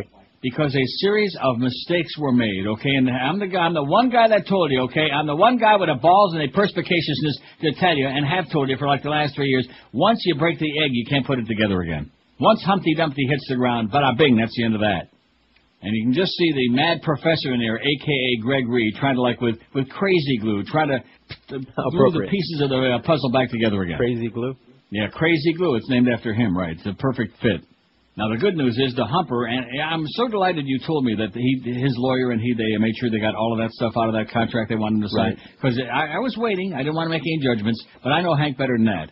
There's no way that he would have wimped out and signed that crap. I would have lost all respect if he did, and he did not. He says he has a fine agent. And good. Yeah. Good for you, Hank. Don't take any crap, man. Don't take any garbage from these grave robbers, okay? These Farbissina Goyim. And I'm made sure not only was every last word. Wait till you see my summer schedule. How many days am I going to be working this year altogether? About 30, man. All right. Oh, please don't send those checks back. Please, can't we get this done? We don't want to lose Neil. And I'm sure that when push comes to shove, the Mad Dog, he'll get him to take every last iota of that crap out. Although, it's pretty obvious to me he's hedging his bets right now. He's not in any hurry. Right. Why not? And he's doing a smart thing. They've treated him like crap. If they treated him well, he had already made the decision to stay. And obviously they kept bugging and pushing. And then they just pushed him over the other edge again now. And now it sounds to me like he's leaning to the other place. So he's going to do whatever's best for him. He's not under any great pressure. His deal with us goes till the end of this year. Thank goodness for that anyway. But he's not going to sign that garbage. Oh, well, we're going to have everybody's going to sign it. Right. When Norma Kent told me that after a conversation with Joyce, I told him this is exactly what I said. There isn't anybody who works on that radio station or any station that I know of that's going to sign that crap. Because when you're talking about the major personalities in the market, are we that desperate for a job we're going to sign that garbage? No. Absolutely not. And especially a guy now that's being wined and dined heavily courted by the other side. And so he can sit back and wait and see what happened with the Dolphin games and stuff like that, which, of course, that could force QAM now to, up the ante and say, we'll give you whatever you want, Wayne, so we can keep Mad Dog. You see how badly they parlayed this whole thing into another disaster? I see. And that's why we can honestly say they don't come any better than Greg. 28 past 11 at 560 WQAM. It's Friday, you bastard. She ran for governor, but couldn't win an election that even Bush could fix. So what's Janet Reno doing now? Welcome to the Janet Reno Foosball Arcade. It's much more than just a pastime and dusty old machines in the back of a bowling alley. These are state-of-the-art regulation science foosball gaming tables where the most serious of foosball fans hone their skills. Try out for the Foosball Super Bowl, where you can challenge current champions Ozzy Osbourne and Michael J. Fox.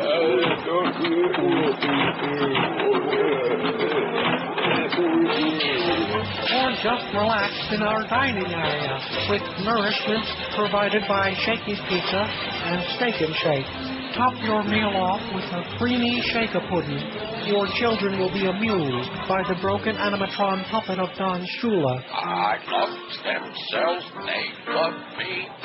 Let's have more brains than more meat. Let's have more research on them, please. You just can't have enough. Watch me ride the perfect storm boat, where I can stand perfectly still. Or try your luck at my shake and bake cook-off and paint mixing competition. You can see this old fella's been keeping busy. The Reno Foosball Arcade. For reservations, call now. 1-800-DICK-VAN-DYKE. That's 1-800-DICK-VAN-DYKE. Well, we sure got a lot of Dick Van Dyke on the show lately, don't we? 27 till noon at 560 WQAM. I would love to sit and talk with the Pope and the Queen of England, says some facts are here. Okay, the Pope and the Queen. How's that? All right. I have to say which Queen, just the Queen. Here's a fact from John, who says, if there's one person I'd like to meet, it was young Neil Rogers, roughly 20 to 25 years old. Well, it's too late now, sweetheart, and you're not my type. John. Here's one that's from Bobby, who says, now, we're not putting God and Satan on it. We're talking about real people. I'm even stretching it for a Jesus, okay? We're not too positive about that. But, or maybe there have been a lot of guys named Jesus. Right. If I get out of the time machine and Jesus turns out not to have existed, then I get a do-over. I got to choose somebody else. Carmela? Alrighty. Bobby says, Neil Diaz, P.S. Vernon is not gay, but his boyfriend is. Well, that's comforting to know. Gay. Okay, Julio. John in Columbia, South Carolina says, Dr. Timothy Leary. That's a good one. Huh? If he brings Check out his acid. Timothy Leary. Okay, speaking of dope, what a good segue. The New York Post reports dope fixes in at track. The feds have launched a nationwide investigation into allegations of horse doping and illegal betting at major tracks in New York, Florida, all of these things. California as well, the Post has learned. 17 people were busted yesterday in charges of operating a mob-connected ring that doped horses at Aqueduct and Belmont and allowed high rollers to make tax-protected bets of at least $100,000. The ring raked in $1 million a week, and clients included lawyers, doctors, Wall Streeters, and other professionals who placed their bets by telephone and on the Internet. Some $2.5 million in cash was seized, including $400,000 from the Hackensack, New Jersey home of one of the 5 leaders of the ring, Marvin Mayerowitz, 62. You get that name? Marvin Mayerowitz? Mm-hmm. There were piles of money there, just like people leave their mail stacked up, said a cop. Law enforcement sources said the arrests were just the tip of the iceberg. Oh, no. Can you believe that? Oh, my God. Prominent thoroughbred tracks in Florida and California are also under investigation, as are gambling operations in Nevada, they said. Investigators are looking at specific trainers and stable hands who have agreed to dope horses so ringleaders could reap windfalls of cash. Fixed horse races? I can't believe it. Never heard of such a thing. Probers are also looking into whether the mob is taking a cut. A piece. Yeah. A piece for the Titaglias, a piece for Barzini. Right. On wiretaps, participants in the scheme have referred to the doped horses by saying, this horse is on high octane. Oh, high octane. In other words, he's got the juice. The sources said that in the next days and weeks, search warrants will be issued across the country. Wow. A lot more arrests are going to be going down, one source said. The sources said Belmont was riddled with organized crime operations that involved doping, gambling, and loan sharking. Asian and Russian as well as Italian mobsters are buying horses, training them, and then doping them up to win big bucks, they said. Prosecutors said of the 17 people arrested yesterday, they ran a ring that operated in 5 states, New York, New Jersey, Florida, Nevada, and New Hampshire. 13 of them were arrested in New York City. All were released on bail. Authorities said the ring used betting parlors in the United Kingdom, the island of Curacao, Fargo, North Dakota, and the Tonkawa Indian Reservation in Tonkawa, Oklahoma. Fargo. It sounds a little bit far-fetched. Well, nothing else going on. Nothing. Trust me. Under the elaborate scheme, the ring provided clients with special account numbers and PIN numbers that allowed them to bet anonymously by phone and on the Internet. To satisfy IRS requirements, the leaders of the ring assigned Social Security numbers to each betting account, their own, not their customers. This allowed bettors to avoid reported winnings to the government, the indictment said. And it allowed the ringleaders to claim gambling losses on their tax returns, resulting in massive tax windfalls, said U.S. Attorney David Kelly. One of the 5, Anthony Uvari, 40, received a tax refund of over $156,000 in 2003, the indictment said. Another, David Applebaum, 55, of Ardsley, Westchester, received $65,000 in tax relief by reporting $1.1 million in gambling losses that year. The other principals of the ring, wait till you hear this name, were identified as Uvari's father, Gerald, 67, of Coconut Creek, Florida, and uncle, Chizotti, 63, of Marlborough, New Jersey. I wonder if he knows Carmela de Chizotti. I really don't know how you do pronounce that. Is it Caesar or is it, well, whatever. NYPD Organized Crime Detective Sergeant John Hayes said, I wonder if he's related to Dr. John Hayes. said the Uvaris were originally from Bensonhurst. They are low-level Genovese crime family members. They have been for a long time, he said. Oh, guess what movie? What I saw a biography last night. Not a movie, but Valachi. Not the Valachi Papers, which is a horrible movie, but the John Valachi bio. Okay. How was it? Not too bad. Okay. Applebaum trainer Gregory Martin, 38, and Renee Poulin, 54, a harness racing driver well known to yours truly, Renee Poulin, were charged with doping a 60-year-old gelding named A1 Rocket in his first race at Aqueduct, December 18, 2003. The horse had been sidelined with an injury for 10 months when he returned to racing November 21, 2003. He came in 8th, 16 lengths behind the winner. He immediately dropped down to a race against lower-class horses, the real bottom of the barrel, and nosed out to win December 13. 5 days later, he faced 9-5 odds, was one of 2 favorites to win the first race at Aqueduct, but Applebaum, a.k.a. Pebbles, wasn't taking any chances. So we decided to have the horse doped, prosecutor said. A tube was inserted down A1 Rocket's throat to remove the gas in his stomach, and then he was injected with a performance-enhancing drug, said Assistant Manhattan U.S. Attorney Benjamin Gruenstein. This is something that was happening regularly with horse races Mr. Applebaum was involved with, Grunstein said. Applebaum now faces 250 years behind bars if convicted of all 44 illegal gambling and wire fraud counts against him. That's just the tip of the iceberg from the New York Post today. How do you like that? Renee Poulin, my ass. Huh? Oh, here you go. This is a good fax. I'd like to sit down with Phil Hendry so I can ask him what the F happened. Are you sure? Yeah, that's what it says. Phil Hendry, that's a good one. Yeah, get the real story, how he turned like a rat, like a cornered rat. Sold out totally. You know, if he was getting paid the big bucks, I could understand. You know, I don't think he is. I don't think he's making like gigantic cash, which is probably why he has to charge you to like check out his internet site. Today we got you like all kinds of good stuff. If you're over the age of 75, by the way, be sure to have plenty of ID today. We don't want any young whippersnappers getting all aroused there with Carmela de Cesare. We're going to card you twice. Right. And we also got Meredith Baxter Burney as kind of like a little bonus. You're listening to Neil Rogers exclusively on 560. Absolutely.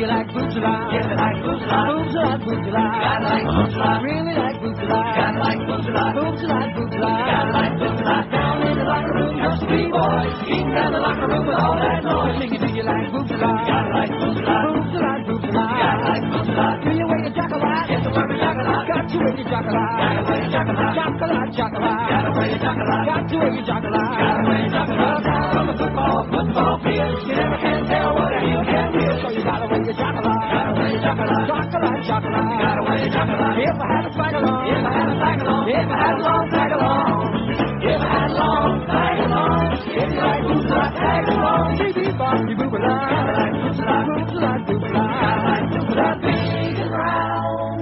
They're all around. They're big and round. They're all around.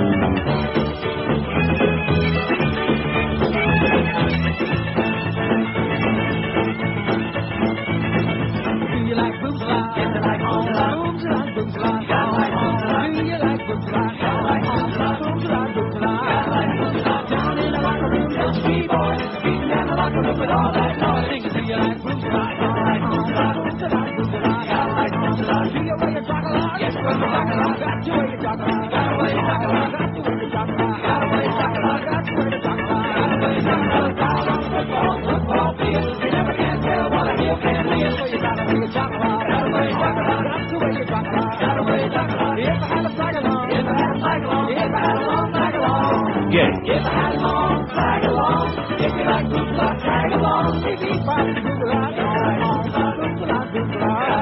They're big and round, they're all around. They're big and round, they're all around.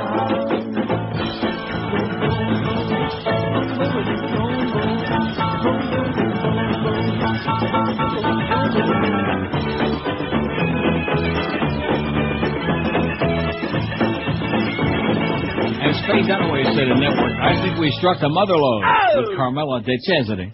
No matter how you say it, man, it still looks the same. Mother.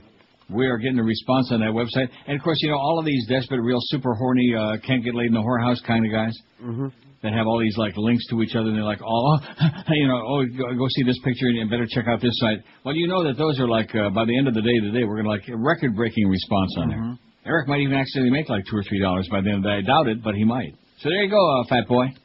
567-0560, pound 560 on the Verizon and Singular Wireless lines. If you could meet any one famous person throughout history, who would that be? To meet and greet. WQAM, hello.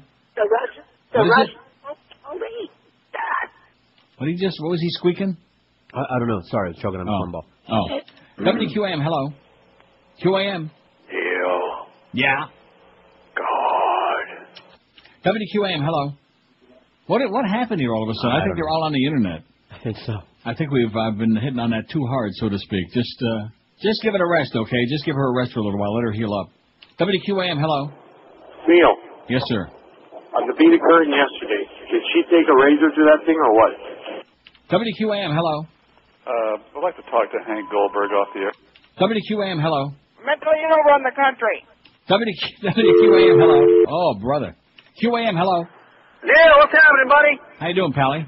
Hey, I don't want to meet anybody famous because I think they're all a bunch of hard asses. But how about this crap with Wayne? He's going to build this place. He wants to build it and throw the Marlins out after this teaser looking for a place to play. Not that I really give a rat's, you know what, but right. I mean, what kind of gumption is that? Like, get lost, and now that you're gone, we'll put a roof over the stadium. Right, to really rub their noses in it, right. Just like, I mean, you can't wait to come down to beautiful Carroll City and take a vacation, right? At one of those beautiful hotels. Tourists are going to be pouring into Carroll City. I can't think of any place in South Florida I'd rather spend a couple of weeks. Yeah, the beautiful Lake Lucerne Hotel. Right. Anyway, I love the show, Neil. Look at the bright side of it, man. Maybe he'll lose his ass. Wouldn't that be lovely? And I want to ask you a question. Yeah. Is the FCC letting back on any guidelines? Because I know some stations are saying things, and I don't know, is that something that's just getting... we're fine. No, it means that whoever the moral censors are out there aren't listening to those stations, because if anything, it's getting worse by the minute, man. So have a good day before you say something bad, before they trace the call and come and take your ass away. The answer is absolutely not. As long as a bunch of fascists who keep stealing elections are running the country, as long as the Democratic Party are as weak-kneed and lily-livered as they are, then forget about it. You're not. See, once you lose freedoms, here's a little message for all your kids out there. Once you lose a freedom, you don't get it back. It's like taxes. Once they impose a tax, they don't rescind it. Here's one that says, "Hi, Neil. Hola, Jorge. Happy Friday.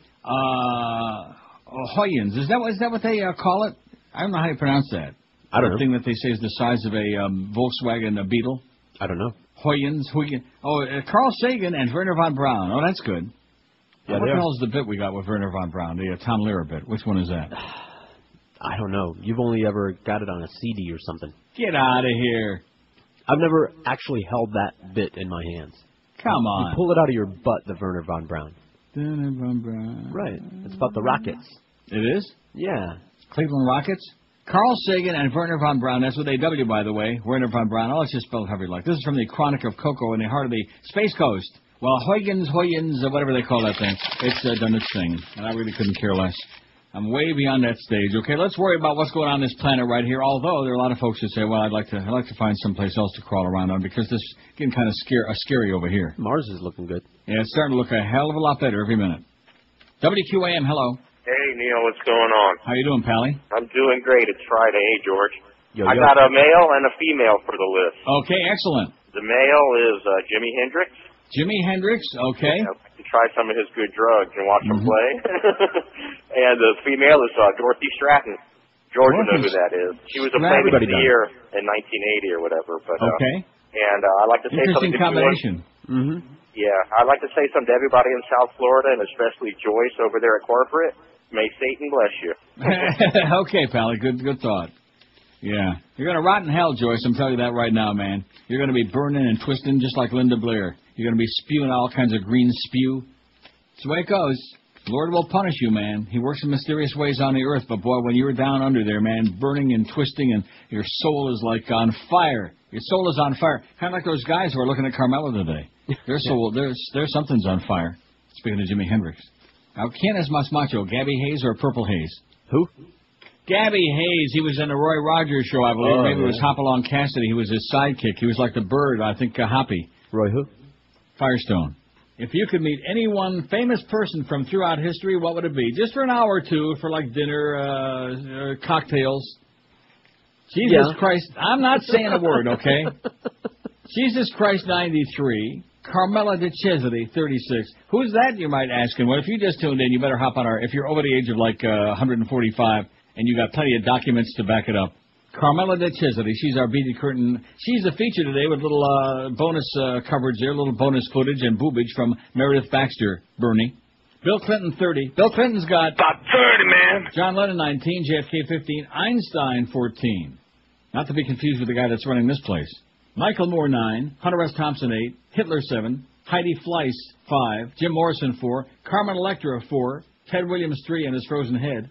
Keith Richards, 3. Alexander the Great, 3. Phil Henry, 2. Hugh Hefner, 2. Prince Harry's got a pair, and a lot of these people like to slice them off. Jerry Garcia, 2. Gary Lewis, 2. 2 for Gary Lewis. I won't ask why. Oh, man. Woo! Brandon DeWilder's got a pair. See, on the set of that movie, All Fall Down, at that particular moment, I would have just liked to have lunch with Brandon as he sat there in that very tight, brand-new, clean T-shirt and put my hand on his shoulder and just say, well, how's it shaking? You know what I mean? No.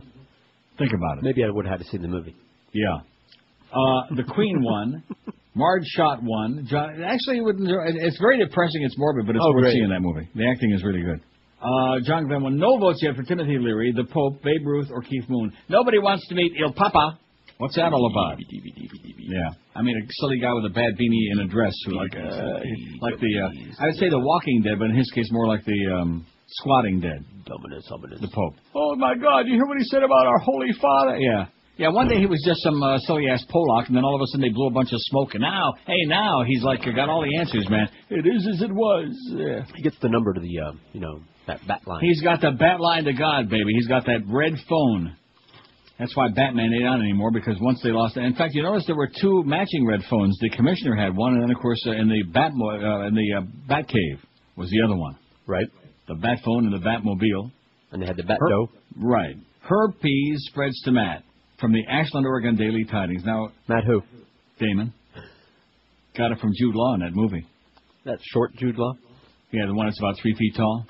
A handful of wrestlers at Crater and Grants Pass high schools have been diagnosed with herpes. Athletic directors at both schools confirmed yesterday. This is in Oregon, so I don't know why we care about this. The Crater wrestlers apparently now see that's Crater School, but that sounds interesting. Crater wrestlers? Can you see something like on the moon? I'm wrestling with a crater. We got craters. Which is a lot safer than wrestling with a gator. Apparently contracted the viral infection while competing at a tournament in Fresno, California, December 11th and 12th, and then spread the disease to the Grants Pass team when they met for a dual match December 16, Crater Athletic Director John Beck said. A dual match between Grants Pass and South Medford scheduled for yesterday was postponed till next week. The Crater wrestlers, meanwhile, were cleared by a doctor and will compete Saturday at the Oregon Classic in Redmond. Beck said the number of Crater wrestlers infected was less than 10, but couldn't give an exact figure. Grant Pass Athletic Director Tom Blanchard said 4 of his school's grapplers were affected. They were grappling with their conscience.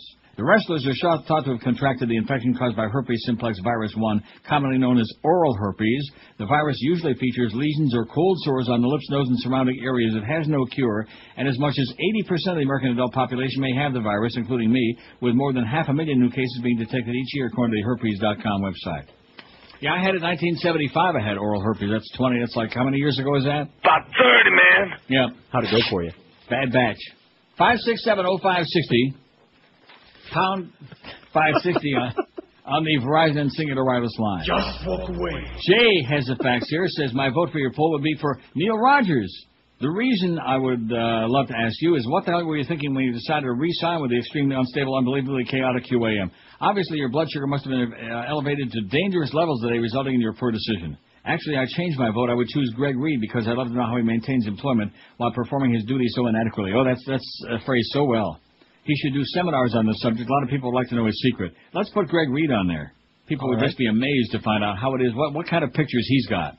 Love the show. Like it better with the old nasty Mo. Revert back to the old Mo, please, it says. No, I don't think he can go back. He's all right. He's okay. And, of course, once he's on long enough and they keep jerking him around long enough with these hours and everything, he'll start getting cranky just naturally. We won't have to, fake it, right? Right. When he starts doing 2 to 4, 2 to 6, I mean. Let's see. This one says, I think Celia Cruz should be added for our, now, I don't care, for our special listeners. Is that what that says? I guess. For our Spanish listeners? I can't make out what that says. For our Julio listeners. For our special Spanish listeners. Right. There you go. Celia Cruz. who's legendary on this show only, of course. She was a community icon. Well, good for her. Now she's still dead. Celia Cruz. Couldn't sing a right of a paper sack. Plus, she was big and fat and ugly, too, which a lot of us can relate to. You're listening to Neil Rogers exclusively on 560 QAM. What did we just hear? I don't know. I'm not listening. Josh, what did you just hear? The wrong promo. Oh. I am Frau Ileana Ross-Leitman, and I like scrubbing my smelly gorilla ass with soap made from jewels and listening to the Neil Roque Comunista Hour. Call me Ishmael. Some years. Capitol Hill Records and Tapes is proud to introduce Al Gore's Books on Tape. You'll hear Al Gore, politician and public speaker, breathe life into such classics as Moby Dick. Nothing particular to interest me on shore. A Tale of Two Cities. It was the best of times. It was the worst of times. He'll bring all the chills and eerie darkness of Edgar Allan Poe. Take thy beak from out of my heart, and take thy form from off my door, quoth the raven, nevermore. Listen to Al Gore bring out the sexual tension in the steamy novels of Danielle Steele. And I knew from the moment he caressed my tender skin that someday we'd be together forever. So don't waste your time or strain your eyes reading books for yourself. Ship ahoy, hath seen the white whale, so cried Ahab. Available now at a Barnes & Noble bookstore near you. Can we try that again with a little more feeling? What is wrong with my delivery? I am a trained political speaker. It's the 1201 at 560 WQAM. What you heard, what George missed earlier. Bark hard, bark loud. It's the Mad Dog. Weekdays from 4 to 7. Sports Radio 560 WQAM, Miami, Fort Lauderdale. That's what we just heard. Now, the interesting part of it is I actually played that this morning before the show and pointed it out to Clarence, our name-only program director, and he yucked it up like that. And we still don't have any schedule, by the way. I mean, we know Mad Dog is at some published today 2 to 4, and most still doing 4 to 7, and then after that it still says TBD.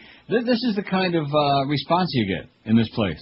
So that sign that's up on the wall that says, just give us the effing money, has never been truer than it is right now. We're not even really, back in the day, this place used to, go through the motions of really trying to, be a real business. We're not even doing that anymore. I mean, why bother, The fact that there are people dumb enough to keep giving us their money, and we just put anything, like throwing a bunch of crap up against the wall and see if any of it will stick. That's our new deal now. Barbara, does that say Barbara or Barbara? I don't know what that is. Let's say Barbara. I don't care.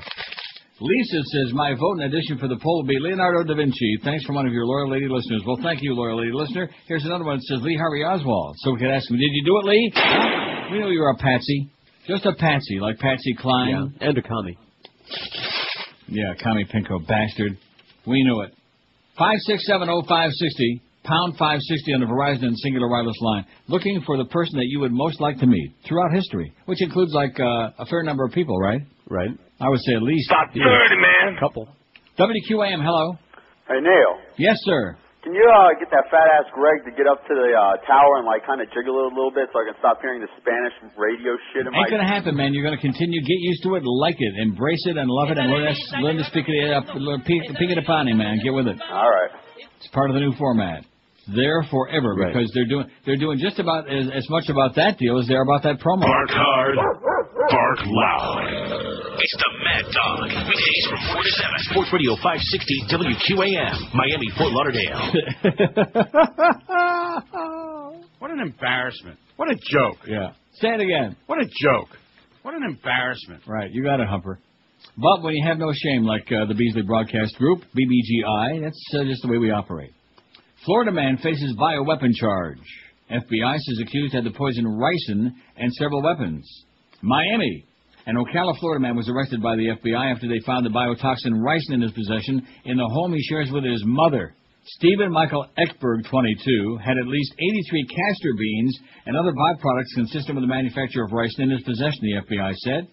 Ricin is a poison that can be made from the waste from processing castor beans, according to the Centers for Disease Control and Prevention. The former waiter also had several weapons, including an AK-47 and an Uzi, the FBI said.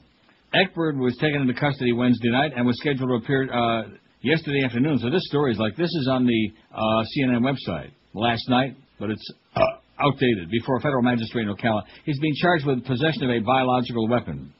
We believe he acquired the materials over the Internet, but we're still investigating, said the FBI spokesman, Jeff Westcott. In their affidavit, FBI officials said they found a number of seeds in packaging that describes the material as very poisonous. Oh, yeah, well, they better not come to your house. They're going to find some seeds in packaging. Who are you talking to? Anybody who's listening. 5670560, pound 560 on the Verizon and Singular. It's a damn good thing it's Friday at 12:05 already. If it was like 1:55, it would be even better. Because I am just absolutely drained from this whole last 4 months, 4.5 months experience. Just drained, you know what I mean? Oh, yeah. You guys checking out Camilla on the website, Carmela, whatever her name is, you can relate to it. You'll be drained. I wish. And we are getting, like, phenomenal. I mean, the daisy chain for that stuff is just the booby crowd. Woo! Not only are we going to break our all-time record today, we're going to smash it. We're going to destroy it. We're going to butcher it. There she is. I'm looking at her again just to make sure it's her. It's still her. Wow. Yeah. Pretty impressive. Pretty impressive goods. WQAM, hello. Not there. WQAM, hello. Hey, Neil. How you doing? Pretty good. Good. I just want a favor from you. Could you play that bit from Silence of the Lambs? Body augmentation, is that what you're talking about? Yeah. It puts the lotion in the basket. Oh. No. This is Debbie. Oh, hi, Debbie. I'm interested in getting some operations done. Okay. And some body contouring and some liposuction. And I was wondering if you get some tummy tuck and lip augmentation, cosmetic breast surgery, facelift, all of these things. And I was wondering... What would you like to start with? Well, I need to get everything done. Probably the first thing I'd like to have removed is my thing. Okay, we don't do that. No. Could you do breast implants, though? It can be done, but I don't know if they would do it right away. It puts the lotion in the basket. How much? 5,000. Excellent. I'd like to have my skin resurfaced, too. Laser surgery. Have the lambs stopped crying yet, Mommy? Excuse me? Don't hurt Mommy's little baby. It puts the lotion in the basket. I'd like to get the liposuction that I saw on TV. Okay. Can you make me look more like a woman? Well, we'll have to see you first, and then upon looking at you, we can tell you that when we see you. Should I wear my skin suit made of body parts, Mommy? If you'd like to. It puts the lotion in the basket. Would you like to make an appointment? Yes. Okay. There is a $100 consultation fee. That's fine. Yes. Okay. My name is Buffalo Bill. Okay, let me get a little information from you, okay? Just one moment. It puts the lotion in the basket. I understand. It puts the lotion in the basket. Do you want to come in for a consultation for It puts the lotion in the basket. Okay. Would you like to make an appointment, or do you want to call me back? It puts the lotion in the basket. I understand. I've got my skin suit nipple necklace. Bill. It puts the lotion in the basket. I understand that. Would you like to It puts the lotion in the basket. Would you like to make an appointment? It puts the lotion in the basket. Okay, I will talk to you another time, okay? It puts the lotion in the basket. Hello? It puts the lotion in the basket. Yes. 1208 at 560 WQAM. Happy Friday to you. We got some stuff coming up later on. That's all we can tell you. Don't ask. What's up? Rio de Janeiro, Brazil. Wardrobe malfunction or fashion statement? That's what Brazilians were left wondering yesterday, a day after top model Naomi Campbell paraded with her breasts bared at Fashion Rio, a week-long event of fall-winter collections which ends today. Campbell kicked off the fashion show for the TNG label in a simple white flower print dress topped with a white mink stole. Wonder where she stole it. But less than halfway down the runway, the sleeveless deep V-neck dress proved more revealing than perhaps designer Tito Bessa had intended. It wasn't clear if a strap or button had come undone, or whether it simply fit Campbell too loosely. Following the fashion show, neither Campbell nor Bessa were talking. The people in Brazil are happy. I have great friends and the clothes make me look younger too, was all Campbell 34 had to say. In recent years, Campbell's been a frequent visitor to Brazil, parading at the Rio and Sao Paulo fashion shows. She spent New Year's at a fashionable island resort at Angra dos Reis.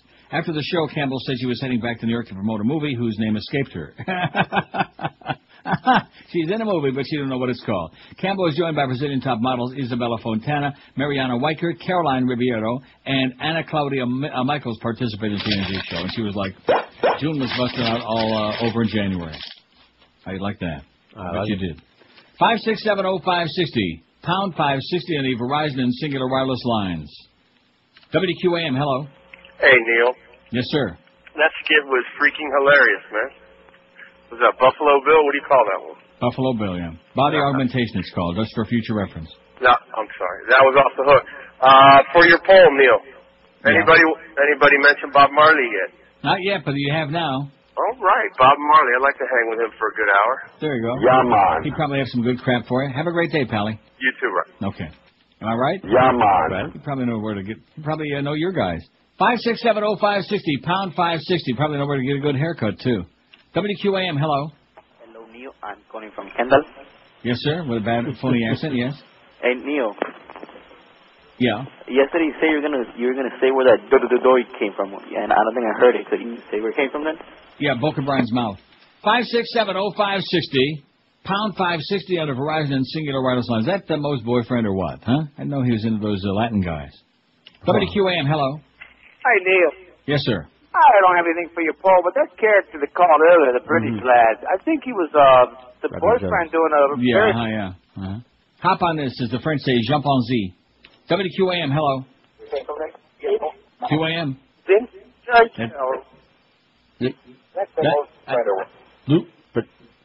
Twice. Good phone. WQAM, hello. Neil. Yes, ma'am. Yeah, I got a name for your poll. Well, this is a little kid. Are you a little kid? Well, I'm 12, so... You're a little kid, I'm not a little kid. Yeah, you are. How come you're not in school today, little kid? What about Elvis? Has anyone said Elvis yet? You want to meet Elvis? Yeah, I guess that'd be pretty cool. Would you like to sit on his lap? Before he was fat, though. The thin Elvis. Okay, good. I'm glad you clarified that. Have a great day, pal, and get back to school, okay? Is today a school day? I'm sure it's not, because you were in there early today. Right. No, it's a school day. School day. How do I know you were in there early? Because I shut the audio off. Right. When you came. Because when I came waddling in here at 8, when I crawled out of the sack, I can always see whether the audio is feeding or whether it's not feeding. Oh, geez, they're awful early today. I want to see if this cart works. It was making some awful noises when I stuck it in here. Okay. I kind of like a fat Hank Goldberg better. Oh, how do you like that? They played. The young Elvis, the thin Elvis. Don't put the young Elvis because they'll get the wrong idea. By the way, Elvis slept with Mommy until he was like 40 years old. You're listening to Neil Rogers exclusively on 560 QAM. Back bigger and better than ever. Elvis Presley in his first big movie role since he's been dead. Elvis of Arabia. Elvis, always is true. Yes, it's a completely new Elvis movie with the same old Elvis movie touches.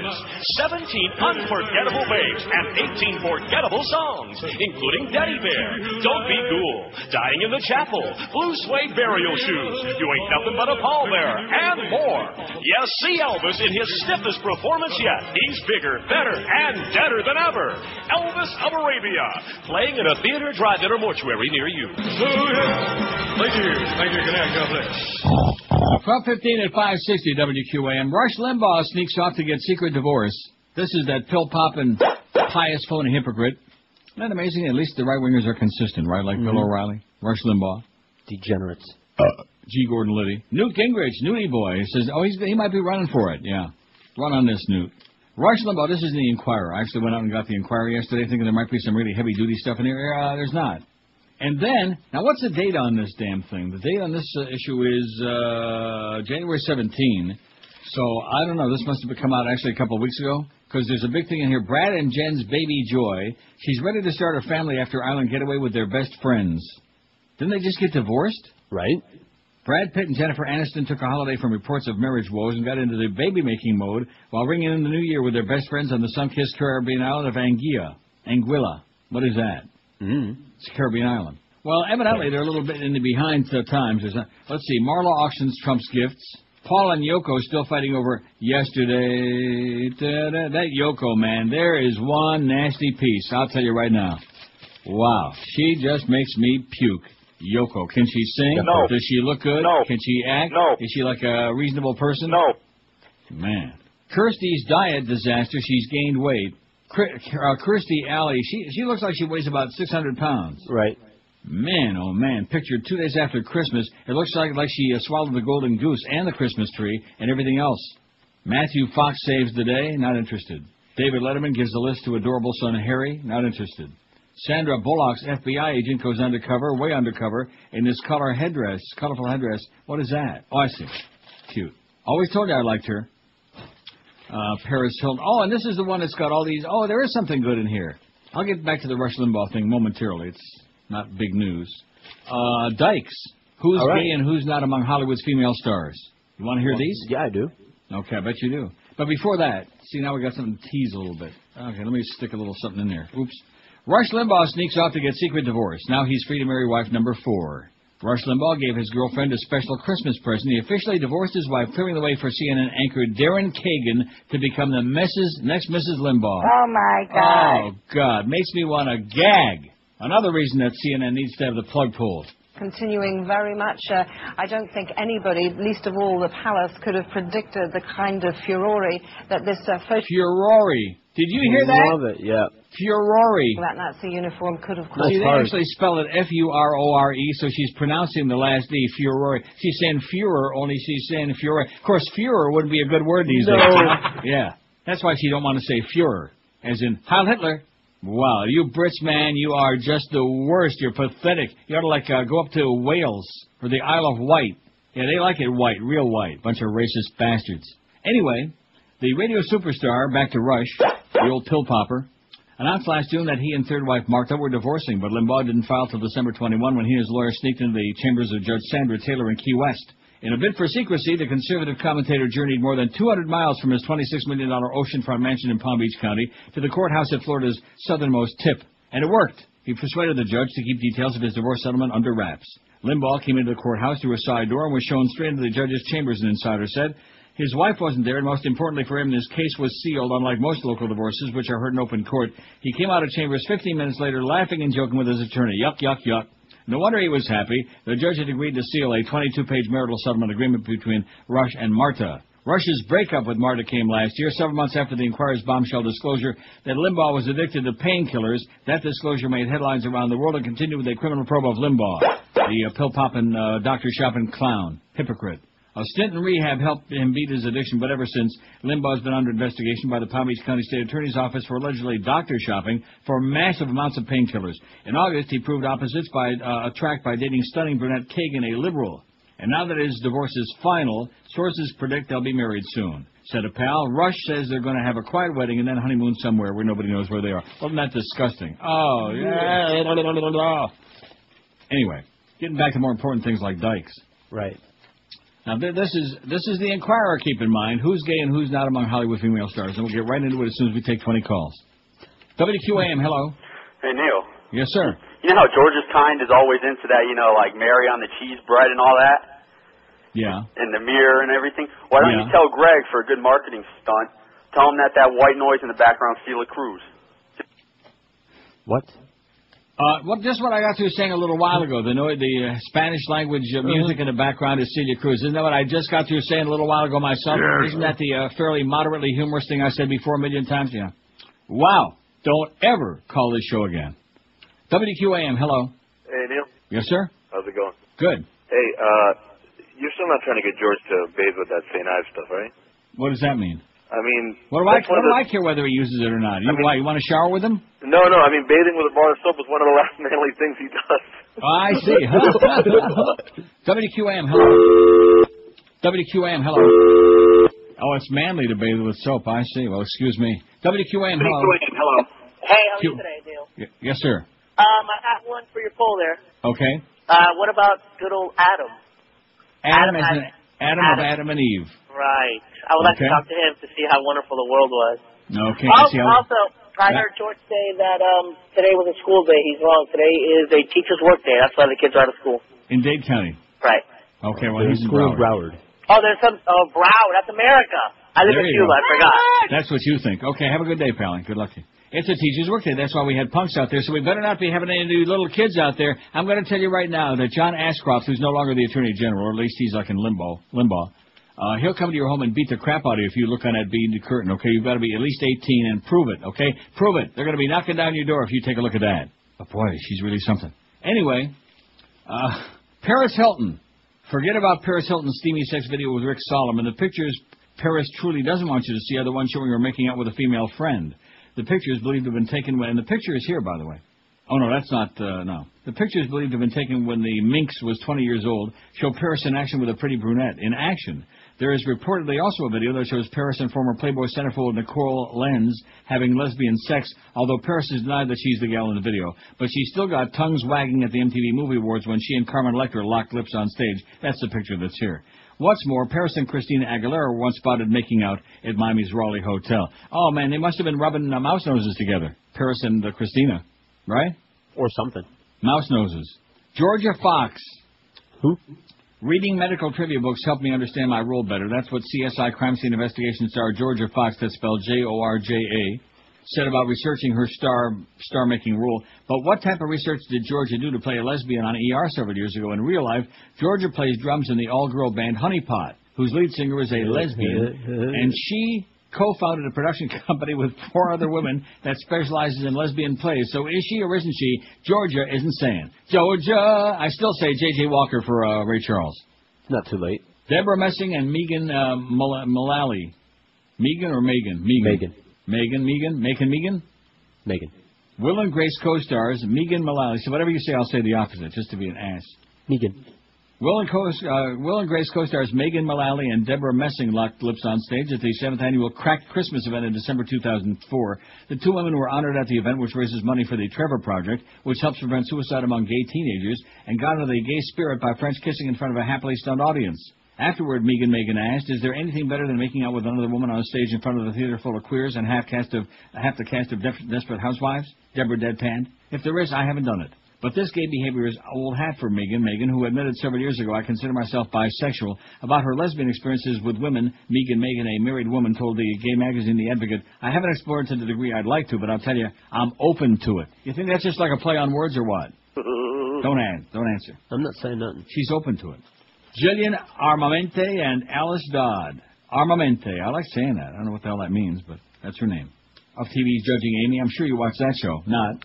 Yeah. And by the way, this guy with his manly soap, I hate to break the news to you, soap went out with knickers, okay? It went out with the high-button shoes. Besides, if you're using bars of soap, that's just an excuse to drop it. Drop it. That's correct. Drop it.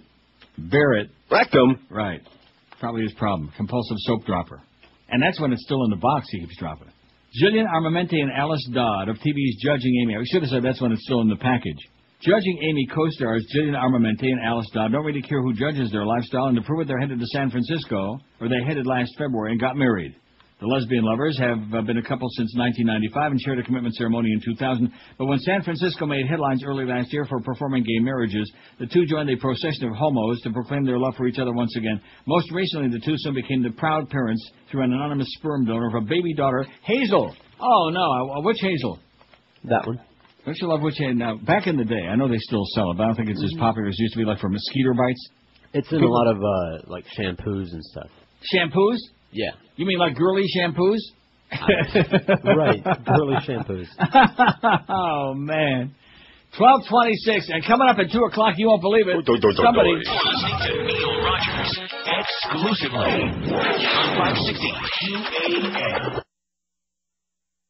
Bastard. Coming up tonight on Inside the Behind the True Hollywood Celebrity Music Biography Profile Story. They were to rock and roll what Starbucks is to coffee. They were the Alan Parsons Project.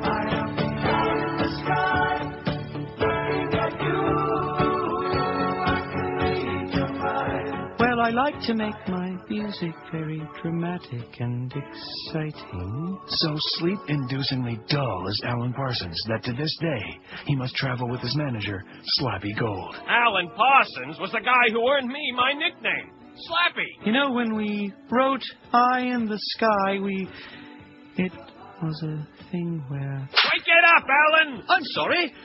Anyway, as I was saying, it's all about the music. Damn it, Al! Give it something! Sure, Slappy, right.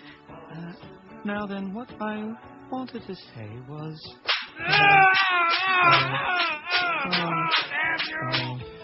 Alan Parsons Project. Every generation needs its own really crappy band. How else can you explain Maroon 5? It's a big, juicy, sopping wet look at show business tonight on Inside the Behind. 12:31 at 560 WQAM. We got open lines here. Let's get those lines smoking. I'm not going to answer them, but yeah, I might. 5670560, pound 560 on the Verizon Singular Wireless line. If you could meet any one famous person from throughout history, who would it be? Like for lunch, for dinner, for like a late night snack, something like that. WQAM, hello. WQAM, hello. Have a good weekend. Have a good weekend. Yeah, Mr. Neil, please. Speaking. Mr. Neil, how are you, sir? Okay, Scott, Mr. Caller. What do you got? Scotty Boy from Port St. Lucie. How are you? Okay. Hey, I'm really surprised we get a really good signal from you up here, man. That's wonderful. I don't have to put up with the Maie crap. I still got you, yeah. Well, that's because you're not close enough to Cuba, right? Yeah, right? Opposite Yeah. direction. Awesome. Listen, the poll is, let's see, it's who I would like to meet, most of all, right? If you could meet any one famous person throughout history, who would it be besides a good shrink? How about Neil's penis? 5670560. I knew there was something good coming at the end of that, so to speak. On the Verizon Singular Wireless lines. Oh, and how are we working out with that 86-second delay now we got? We got more dumps on this station than they got in the public men's room. Spectacular, man. We can dump every 30 seconds. There you go. What are you eating now, by the way? Do we want to plug somebody, or is this just something you're snacking on? Buying pizza from Tony's. Thank you, Brad. Oh, thank you, Brad, from Tony's, who's like moved right to the top of our list as far as our pizza type, yeah? I'm having a Greek salad, too. Greek. See, Yeah. I told you, George. That guy that called before about the soap, I think he made a good point. George is into a Greek all of a sudden. We all knew Seems that. to be going around. And what's Josh eating Nothing there? gay about that, though. I got a sub over here. Yeah, good choice. 5670560, pound 560 on the Verizon and Singular Wireless lines. WQAM, hello. Hey, on your poll, Yes. can I have two, please? You can have two. You can have a pair. Yeah. Okay, the first one would be Winston Churchill. I think that would Weinstein be Churchill? Winston Churchill for an hour. Yep. And the second one, Osama bin Laden. I need about 5 minutes with him. Okay. Thank you. Do a good job, pal. In fact, maybe you could shove Winston's cigar up his... Rectum. That would be good, before you blow his brains out. Okay, yeah, they'll put Osama on there, huh? Yeah, go ahead and put him on there. A lot of people like to meet up with him for just a short period of time. Laura Innes. Is she an innie or an outie? Who? Laura Innes plays a disabled gay doctor on the long-running NBC show ER, but in real life, she's none of the above. Still, Laura received the 2003 Artistry Award from the gay rights group Power Up. When she was once asked whether she's had any real-life lesbian experiences, she responded, I think everybody does at one time or another. Everybody does at one time or another? Have a real-life lesbian experience. Right. Haven't had one of those yet. Right. Not as many as I'd like to. Cindy Crawford. In 1993, Cindy Crawford posed suggestively on the cover of Vanity Fair magazine, pretending to be giving out-of-the-closet lesbian Katie Lang a shave. And before that, we left Katie Lang off our poll the other day. And before that, rumors started about a possible relationship between Cindy and fellow model Christy Turlington, who's now married to actor Ed Burns. Both Cindy and Christy denied having an affair. Just this past summer, the gay rumors took on new life when bisexual porn star Jenna Jameson claimed that Cindy came onto her. But Cindy, who's married, has set the record straight. She's straight. So she says. She's straight. I'm straight. Me too. Anna Nicole Smith. Oh, God, if you could see this picture, whatever you're eating right now, you'd spit it right out. Oh. Good man. When Anna Nicole Smith left Mexia, Texas, or is that Metsia? Big Metsia? Metsia, Texas, she left more behind than her birth name, Vicki Lynn Hogan. She left a lesbian lover named Sandy Powledge. Oh, who is so grotesque, man. She looks like her mother on a bad day. She looks like your mama. In a Showtime documentary called Dark Roots, The Unauthorized Anna Nicole, Powledge told how Anna browbeat her into getting a big tattoo of Anna on her back. I had another girlfriend's name on my back, and every time I turned around, she would slap me and say, if you really loved me, you'd get me tattooed on you. Sandy did just that. Anna was on her back. Man. Mm-hmm. Heather Matarazzo. Do you know who that is? Nope. She is ugly. Oh, God, is she gross. Heather Matarazzo, who caught on with mainstream audiences in the Princess Diaries films, made a big statement this year proclaiming her homosexuality. The 22-year-old actress, who's a born-again Christian, admitted to a New York newspaper, I'm in love with a woman that I've been with almost for a year and a half now, and said about the affair, so what? What's it to you? Your mama, is what she said. Oh, maybe it's just an unflattering picture, you think? I don't think so. I don't know who it is. Woo! Now, Misha Barton, who's full sister to Misha Goss. As if things weren't already hot enough on Fox's The OC, the action is going to get a lot steamier soon. A lesbian love affair is about to blossom between the show's resident vixen, Misha Barton, and Olivia Wilde, culminating in an on-screen kiss. In real life, Misha's heart belongs to billionaire boyfriend Brandon Davis, grandson of Hollywood mogul Marvin Davis. She is also, boy, too bad we don't have a picture of her. Misha Barton, you know who that is? Mm-hmm. You ought to find it real fast. I think I found him. Cruise around and look for it. Here it is. And there's some more on here, but interspersed with these really good calls. 5670560, pound 560 on the Verizon and Singular Wireless lines. WQAM, hello. On-screen kiss. Yeah, yes, sir, Callie. Greg Reed and kick his ass for 5 minutes. Well, let us know when it's going to happen. We'd like to be there to watch. And give you a big round of applause. All right, you go, boy. Man, the entire staff will give you like a, not a standing, but like a screaming, jumping up and down ovation. Yeah, what we're doing to the audience is so, well, you know, he showed in the beginning when he did the Stern thing, he had no respect for my audience whatsoever, for you people. And the entire QM audience is now just being jerked around. And Clarence, I mean, you know, as my little dog used to say to me, ask me our program director, you know? I mean, what is that? We're still running this one. Bark hard, bark loud. It's the Mad Dog. Weekdays from 4 to 7. Sports Radio 560 WQAM. Miami, Fort Lauderdale. Even after I pointed out to him this morning, it's abortive and embarrassing, and I'm not putting it in the DCS because it's got the wrong time. Oh, yeah. You know, back before he went in there to tongue the beast. And then, of course, the schedule thing, which he can't be bothered to change it, you know? And as much as we love Publix on this show, we love him dearly, it would be nice to know which, you know, because a lot of you folks could go down there and see Mad Dog at 2 and meet him. There's somebody famous you could meet. Right. And he would probably tell you some really wild stuff off the air. And it would be great, but I don't know which Publix he's going to be at because it doesn't say anything on it. It doesn't even say the right time he's going to be on. And then TBD, it's 12:38 in the afternoon. We don't know who's going to be on at 7 o'clock. Can you believe that? Yeah. Oh, that's right. I forgot where I am. Easy to believe that. Where's Geldy? I see Geldy's on his schedule tomorrow at the Miccosukkies. He's on there again tomorrow. And what's the deal with him? Did he renew? Is his contract expired? Is he just like freelancing? What's the deal? I'm out of that loop. Yeah, no, nobody tells us nothing. We just have to read Barry and Sarney on Friday morning. That's the only information we get. WQAM, hello. I'm a transgender person. WQAM, hello. Hello, Neil. I like to Yes, nominate Joan Ball. Mm-hmm. WQAM, hello. You. I got 2 for the list. Okay, a few? 2. Oh, 2, okay. You ready? I'm ready. Joe Robbie, so I can let him know how Huizinga's screwing up the Dolphins. Right. And I would also choose Jack Ruby so I can find out what really happened with Kennedy. Good choice. Okay, thanks a lot, pal. Thanks, brother. Jack Ruby and Joe Robbie. You ever see the two of them together? No. Same person, I think. A lot of similarity there. Big, paunchy guy, although Joe Robbie had glasses. I don't think Jack Ruby wore glasses. Did he? No.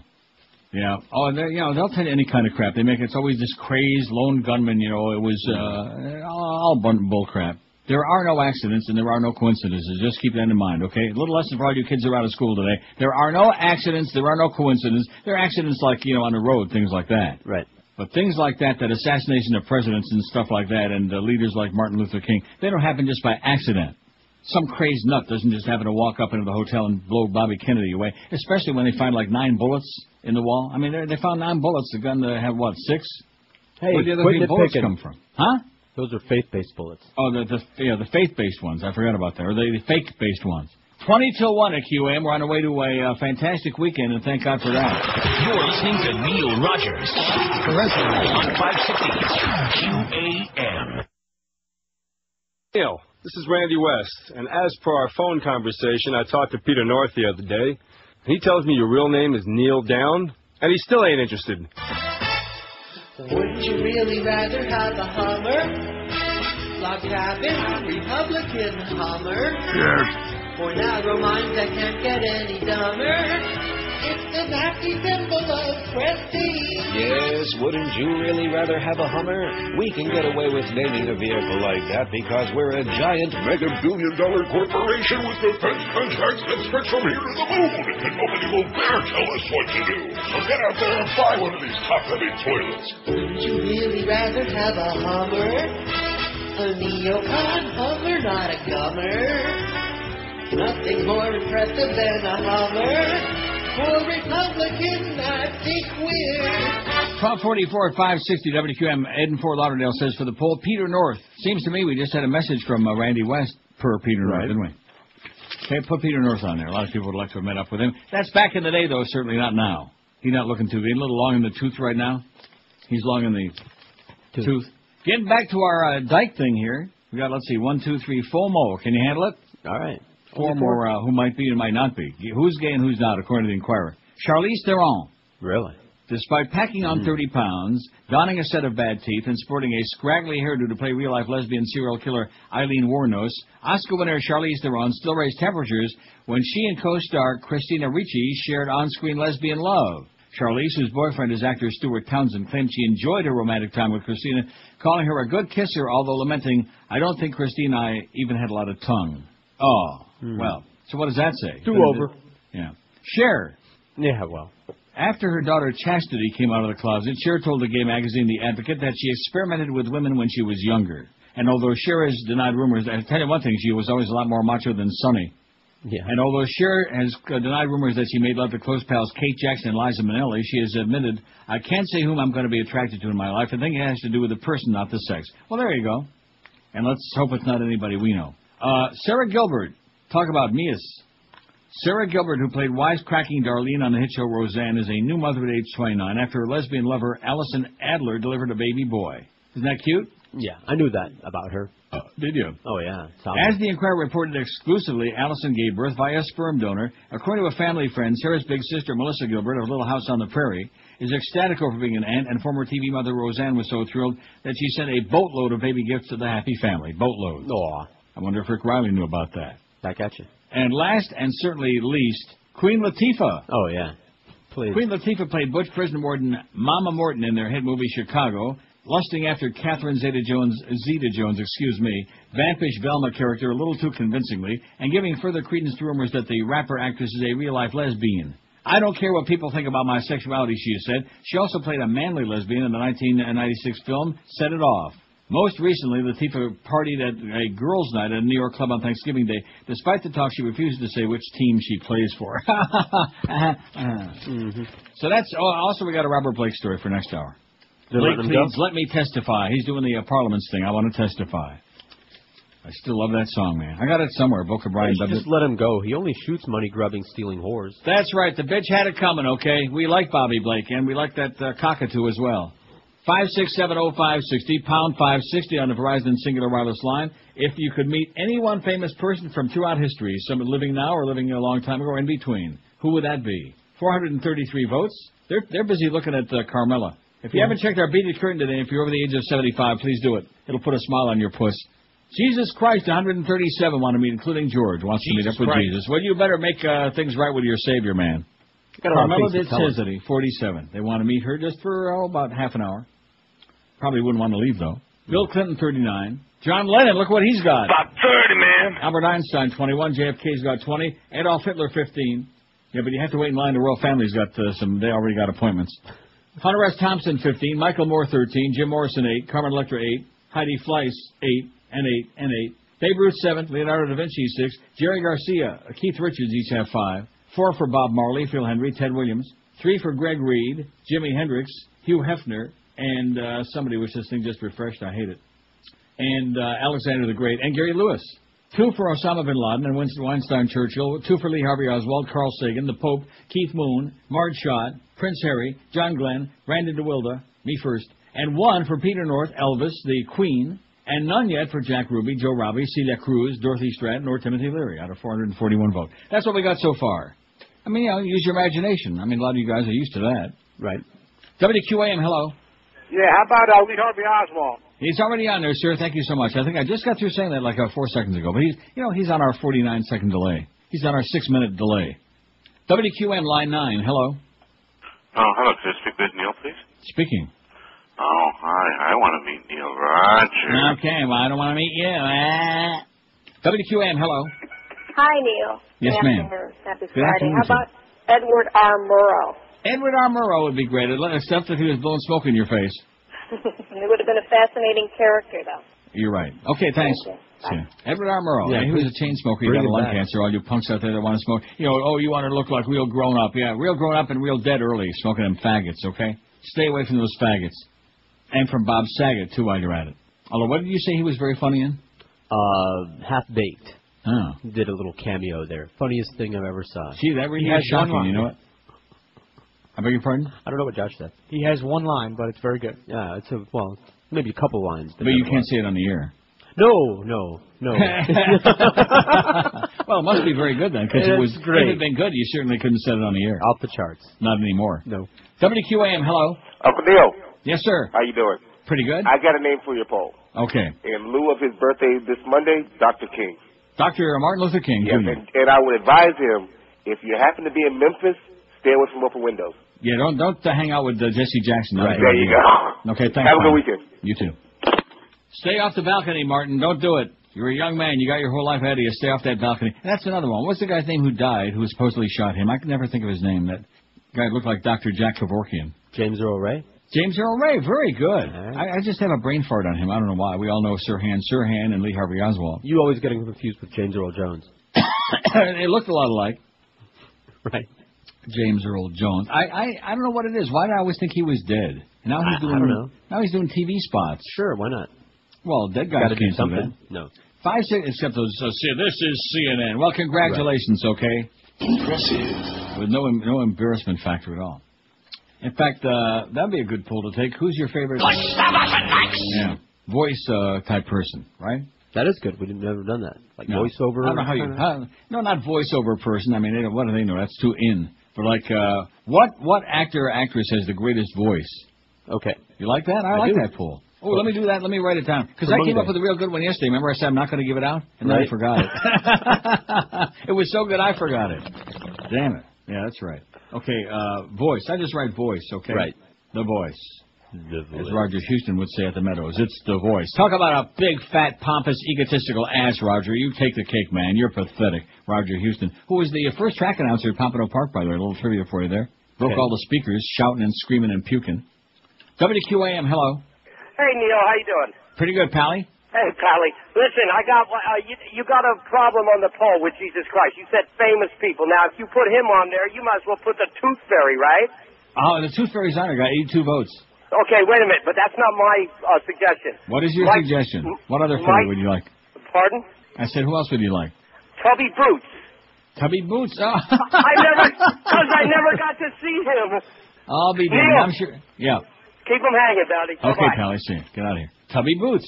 He was probably most people are wondering who's that. He was like a big fat performer, like on Fort Lauderdale hotels. Tubby Boots. Okay. I don't even remember what his thing was. You know what his deal I don't was. know. Fat jokes. Yeah, must have been it. WQAM, hello. Neil for your poll. Yes, sir. How about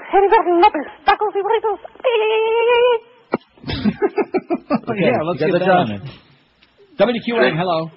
Hey, how you doing, Neil? Boyle. Yeah. WQAM, hello. Hey, Neil, how you I didn't realize it was that time yet. They're sitting around in a big circle in the family meeting room. Yes, sir. I was wondering, I'm not feeling too good today. Could you keep playing that Good Time song again today? Yeah, good times. Oh, yeah, I'll play it 40, 50 times. And Gilbert Godfrey for that voice thing. That should be the first name. I love his voice. No. That's next to Monday. See, that's why I didn't do the one yesterday. Letting it out. It's a message for all you kids out there. Don't don't let the good material out ahead of time. When in doubt, don't let it out. I'm just reaching for something here. Okay? I hadn't planned to play that again. And of course, with a bad performance like that, he doesn't deserve for me to play that. But just to piss you off. It's all right. I got my hillbillies loaded. And that's okay. The Battle of the Theme Song. That's what we do in North Carolina all the time. Get our hillbillies loaded. Where the hell is it? I don't think I have the right disc in there. Are there any lyrics here? Hey. To my story about a man named Jed. For a mountaineer barely kept his family fed. Yeah. And then one day he was shooting at some food, and up through the ground come a bubbling crude. Oh, that is black gold.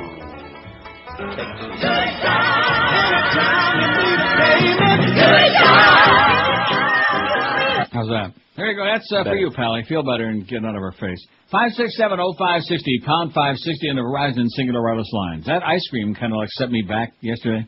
Don't do it. That SKOR ice cream, all of it is awfully good. If you want to have one of those days where you're really going to cheat like crazy and make your blood sugar goes skyrocketing and just punish yourself. That's the way to do it. SKOR ice cream. It doesn't no better than that. Salad like I'm having. It's great. No way. Yeah, a nice shallot would be good. A shallot. WQAM, hello. Hey, how you doing? It's either between Bob Marley and Grego. Grego, Grego would be good. Yeah, that's a good choice. Same person, I think. Grego. Yeah, he likes it long. Or maybe he means Grego Reed. That could be it. 5670560. Pound 5. Yeah, Grego, he was on here for like how many days? About 30, man. About a month in town. Got an award from that women's radio. Yeah, right. Who the hell are you dykes kidding, huh? Who are you joking? It's one thing about me, I don't want any awards. I'm not interested. The only award I like is twice a month on the 10th and the 25th, or close enough to it like, this outfit does. Clarence, you got the paycheck here a day early this last time. That was very nice. But in the meantime, could you, make a schedule out would be good. He is as useless as breasts on a ballpoint pen. I could use breasts on a ballpoint pen. Yeah, you should be writing a lot of letters. You're listening to Neil Rogers exclusively on 560 QAM. The 1 to 2 hour. Hi, vey.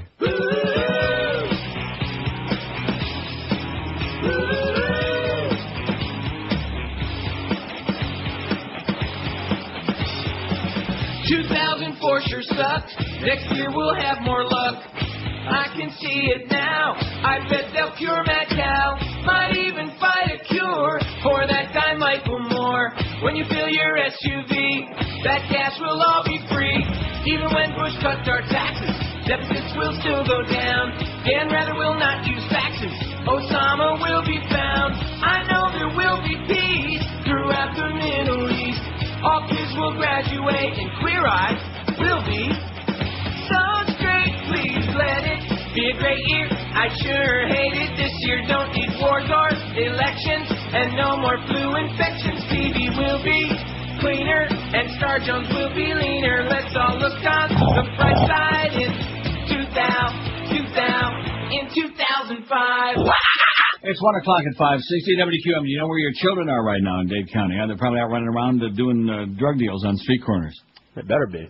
Clint Eastwood squinted like Dirty Harry Tuesday night as he took aim at Michael Moore. Michael Moore and I actually have a lot in common. We both appreciate living in a country where there's free expression. Eastwood told a star-dotted crowd attending the National Board of Review Awards dinners at Tavern on the Green, where Eastwood picked up a special filmmaking achievement prize for $1 Million Baby. Then the Republican leading actor-director advised the lefty filmmaker, "But Michael, if you ever show up at my front door with a camera, I'll kill you." The audience erupted in laughter. Eastwood grinned dangerously. "I mean it," he added, provoking more guffaws. Sitting well out of range at the table in the back, Moore, who received a special Freedom of Expression Award for his anti-Bush polemic Fahrenheit 9/11, chuckled. What a difference from last summer when Moore supporters complained that death threats were arriving almost daily and that directors showed up at the Democratic convention with a security detail. But then Moore was outraged when CNN anchor Bill Humper suggested during an interview that some folks might want to see him dead. Can you think of any other interview in the history of television where a politician or movie director was asked about people wanting to see him dead? Moore said to me at the time, writes this, who's this writing it, in the New York Daily News, Lloyd Grove. But in this case, Moore's rep told me yesterday, Michael laughed along with everyone else and took Mr. Eastwood's comments in the light-hearted spirit in which they were given. Punk. So anyway, there's that. FCC member urges Armstrong Williams probe. Wouldn't that be sweet, huh? Armstrong Williams, you sellout, you phony baloney, man. You self-hating right-wing Schwartz are you. A member of the FCC said yesterday the agency should investigate whether conservative commentator Armstrong Williams broke the law by failing to disclose that the Bush administration paid him $240,000 to plug its education policies. Commissioner Jonathan Adelstein, a Democrat, said the agency has received about a dozen complaints against Williams. I certainly hope the FCC will take action and fully investigate whether any laws have been broken, Adelstein said at the Commission's regular monthly meeting. None of the other commissioners responded to a statement during the meeting. Afterward, both FCC Chairman Michael Powell, a Republican, and David Solomon, who heads the agency's Enforcement Bureau, declined to comment. Generally, the FCC reviews letters and complaints, usually from the same bunch of agents provocateurs, the same 20 people, before determining if there should be an investigation. Powell said he hadn't seen the complaints against Williams yet, and a partridge in a pear tree. Yeah. Phony baloney. You see that? You really always in the past had to wonder, are these people really, they really believe the crap that they're saying? No. Or did somebody pay them off to be such goose-stepping, obedient, always the same, you know? It's all part of I got a great column about Bob Novak, another Nazi, by the way, if I have time, Eric Alterman. You have time. We may have time. We've got a lot of important calls to an hour. take. Got a lot of important calls to take, man. A lot of important fish to fry. Mm-hmm. Oh, I forgot to tell you, you're doing this hour. I got to go lay down and get my blood sugar down to 600.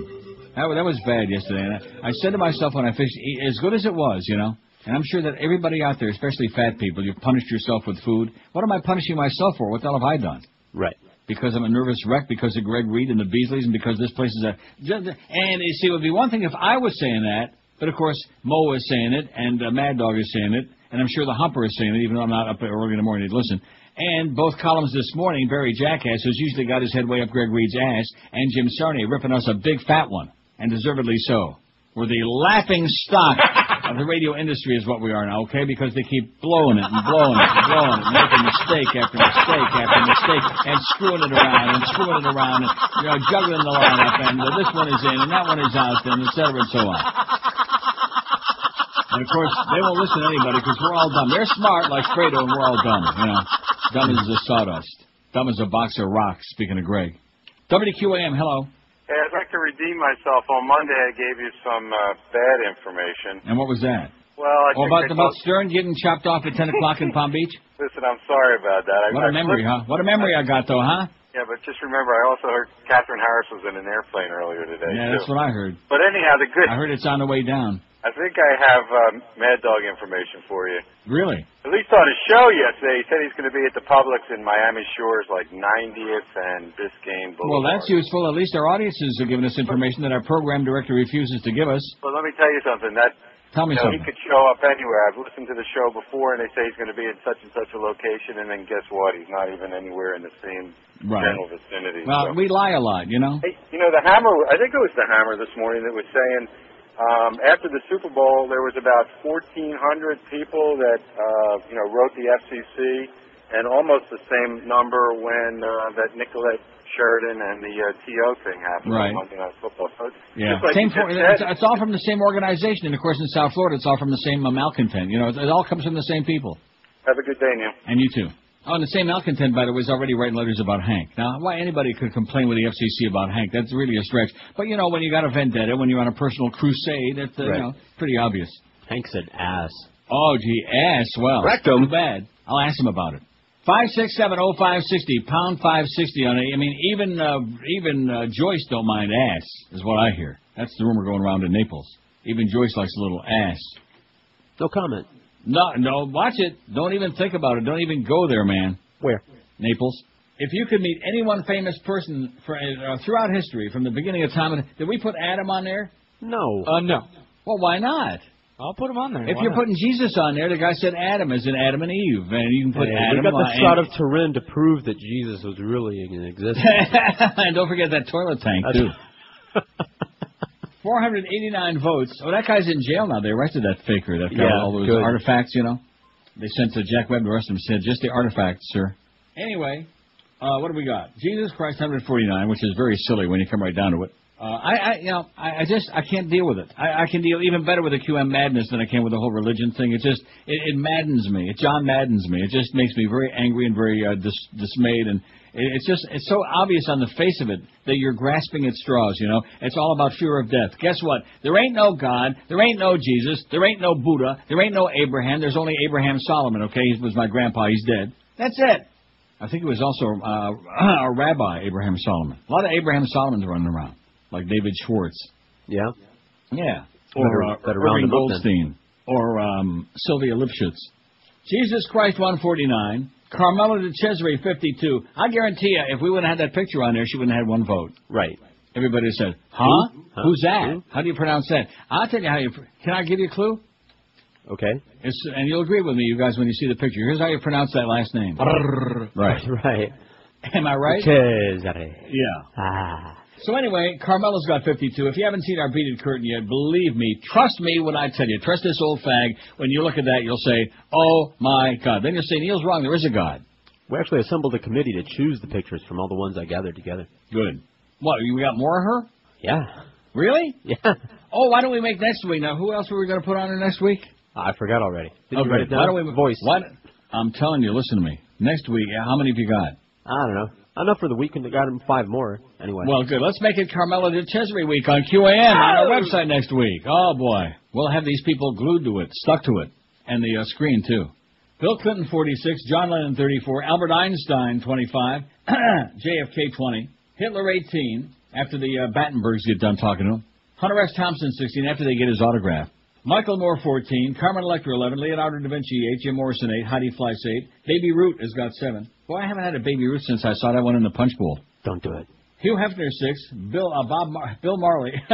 Oh, I think I said John Valachi before instead of Joe Valachi. I don't remember. No, I think I did it bad. I know it's Joe Valachi. Okay, don't give me any crap. Crap. I know my gangsters. Hugh Hefner 6, Bob Marley 5, Jerry Garcia 5, Keith Richards 5, Peter North has got 4. I think he's got more than that. Jimi Hendrix, Phil Henry, Ted Williams, Alexander the Great each have 4. Weinstein Churchill's got 3. Greg Reed 3, same intellect. Carl Sagan, Gary Lewis 3. Osama bin Laden, Elvis and Lee Harvey Oswald, the Pope, Keith Moon, and Marge Schott, and Prince Harry, and John Glenn, and Brandon DeWitt each have a pair. Everybody else has got 1 so far. Long way to go. You got the whole weekend to ponder that and ponder Carmela's thing. Blake pleads, let me testify. He says, I want to testify by the parliaments. I got that over here somewhere. I guarantee you, if I took like 20 minutes off and just rambled around, we got music. Huh? We got music. Over the weekend, I'll dig it up. I mean, you don't want to hear it. The audience probably don't like it, but it's a good song. I'm not going down like Scott Peterson, says Bobby Blake. Scott Peterson is convinced Robert Blake, this again is from the Inquirer, convinced Robert Blake that silence is deadly. The actor, who is currently standing trial for murder, is convinced that Scott's decision not to testify led to his conviction and death sentence. Blake is not to make the same mistake. Of course, the fact that he was guilty as hell, that might have something to do with it also. Scott. Let me speak, a source says Blake demanded. It's spelled Lemme. Let me speak. A source says Blake demanded before going on trial in Superior Court in Van Nuys, California, for the 2001 slaying of his wife, that trailer trash bitch, Bonnie Lee Bakley, who had it coming. You got to let me take the stand. I have to testify, he said. Sources say Blake closely followed the Peterson trial and was stunned when Peterson was found guilty. Weren't you stunned? I wasn't. Well, first of all, I didn't follow it, but secondly, why would we be stunned? I mean, he just happened to be fishing where the body washed up, you know.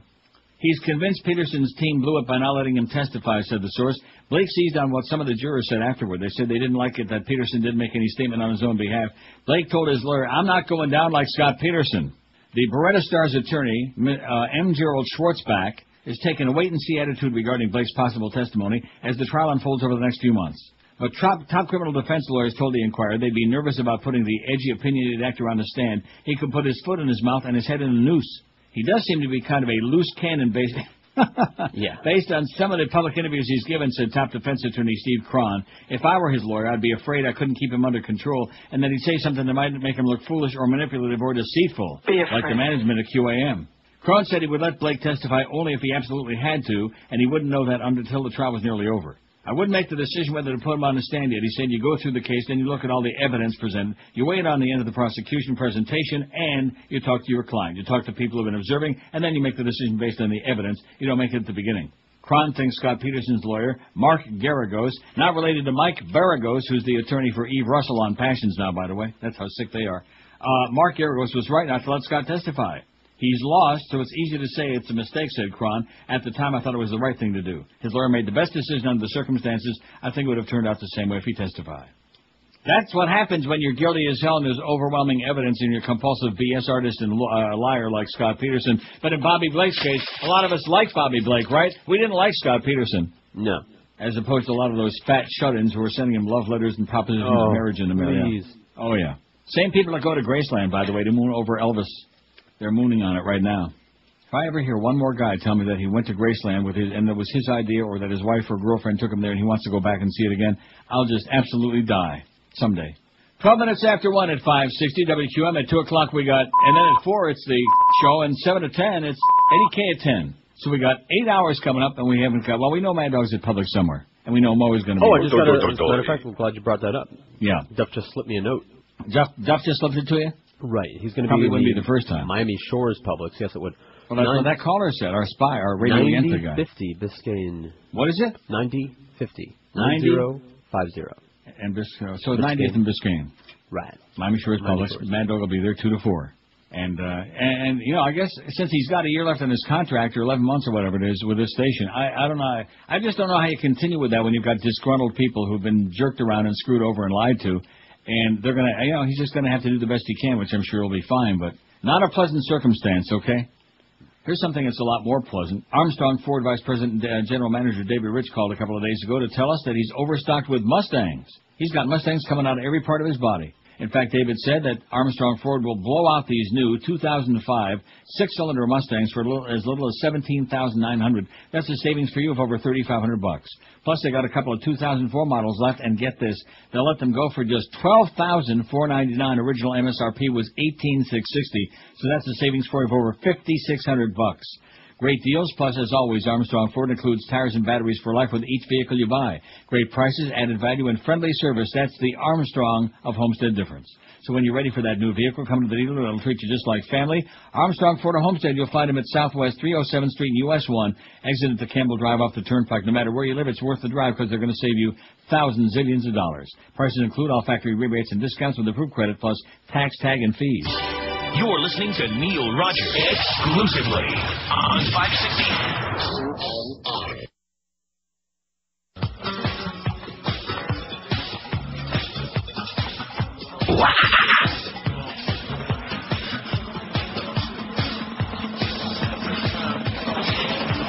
Talk to me, tell me your name. You blow me off like it's all the same. You let it through and I'm taking away like it's bomb. Yeah, baby.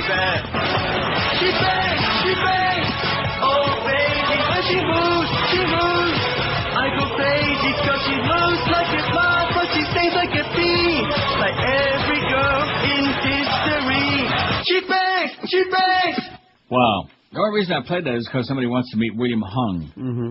Find out the answer to that question is William Hung. Oh, he is just annoying. Well, yeah, that's all he is. He's untalented and he's grotesque and all those other things. He's just annoying. That's the act.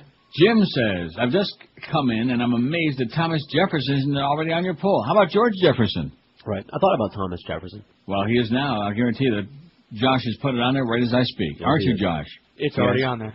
Just to discuss with him and what the Founding Fathers had in mind and any relationship to what is going on today. Oh, they would be aghast, man. They'd be gassed. Even Prince Harry wouldn't believe that gas. 5670560, pound 560 on the Verizon and Singular Wireless lines. WQAM, hello. Neil. Yes, sir. Hey, I just wanted to thank you for today's beaded curtain girl. But I got to tell you, the airbrush thing, it made her belly button disappear. So much. Her belly button disappeared? Yeah, they airbrushed it so much, it's like there's no belly button there. Well, if that's what you're looking for, man, maybe you can give you some pointers in another direction, okay? Neil, one more thing. The other day I was trying to call on the best theme song thing, and I wanted to vote for Que Pasa USA. Oh, I like that. Que Pasa USA? That's right. Okay, thanks, pal. You're right about the navel. I'm looking at it right now. I need some help. Okay, thanks. You see that? No. Maybe she's an innie. No. You'll see in these subsequent pictures. Oh, I see. So if you're looking for an innie as opposed to an outie, which would be nasty. Like no, but I mean like an innie. Don't be knocking Carmela, baby. She's our goddess now. She's the new goddess. Although she ain't no. It's just a sideways thing. She ain't no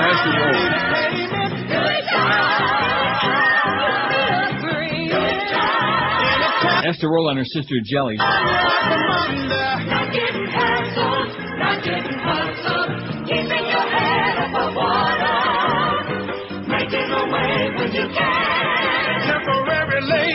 I'm just amazed at you that you don't like that. I mean, you just knocked me over with a feather duster.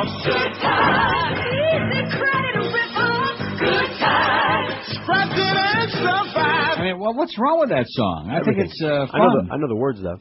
Do you? Yeah, because I watched the show when I was a kid. Oh, see, I got even better news. I didn't watch the show, and I don't know the words. And I'm glad of both. I saw the show like once, and that was enough for me. It was stupid. I saw Esther's Roll. Yeah, more than one. You talk about annoying, J.J. Walker. There's another one. Hey, I think he and William Hung. I mean, he's a little bit darker complected than William Hung, but little porkier William is. But it could be the same person otherwise. Annoying. I mean, just put that Richter scale off the end of the dial. Annoying. Atheist wants to stop inaugural prayer. Good luck to you. This is America, baby. Forget about it. An atheist who tried to remove under God from their Pledge of Allegiance says a federal judge has the authority to stop the invocation prayer at President Bush's overpriced inauguration. Michael Newdow told U.S. District Judge John Bates. I wonder if he's related to Kathy Bates and to Norman Bates that was the Dolphin coach there for 5 minutes till he put his tail between his legs and ran away and told Nick Saban, bye-bye. See that? No. I bet you Josh saw it. I saw it. He departed, man. He said, stick around, be my defensive coordinator again. And he turned out to be more offensive than defensive. He just said, bye-bye. I don't think so. Anyway, U.S. District Judge John Bates was told by Michael Newdow that plans to have a minister invoke Jesus in the January 20th ceremony violates the Constitution by forcing him to accept unwanted religious beliefs. And, of course, Michael is absolutely correct, sir. During arguments in federal district court yesterday, attorneys representing Bush in his inaugural committee said Newdow's case should be dismissed because he's already litigated and lost a similar lawsuit at a federal appeals court in California last year. The judge questioned both sides vigorously at a 2-hour hearing, but said he doubted a court could order the president not to include a prayer when he takes the oath of office. Is it really in the public interest for the federal courts to step in and enjoin prayer at the president's inauguration? Bates asked. And of course, the answer is it'll be a good start. But of course, with this president and this group of born-again, Bible-thumping neocon murderers, which, by the way, the people are dying like flies over there. Even I don't give you the numbers anymore because what's the point?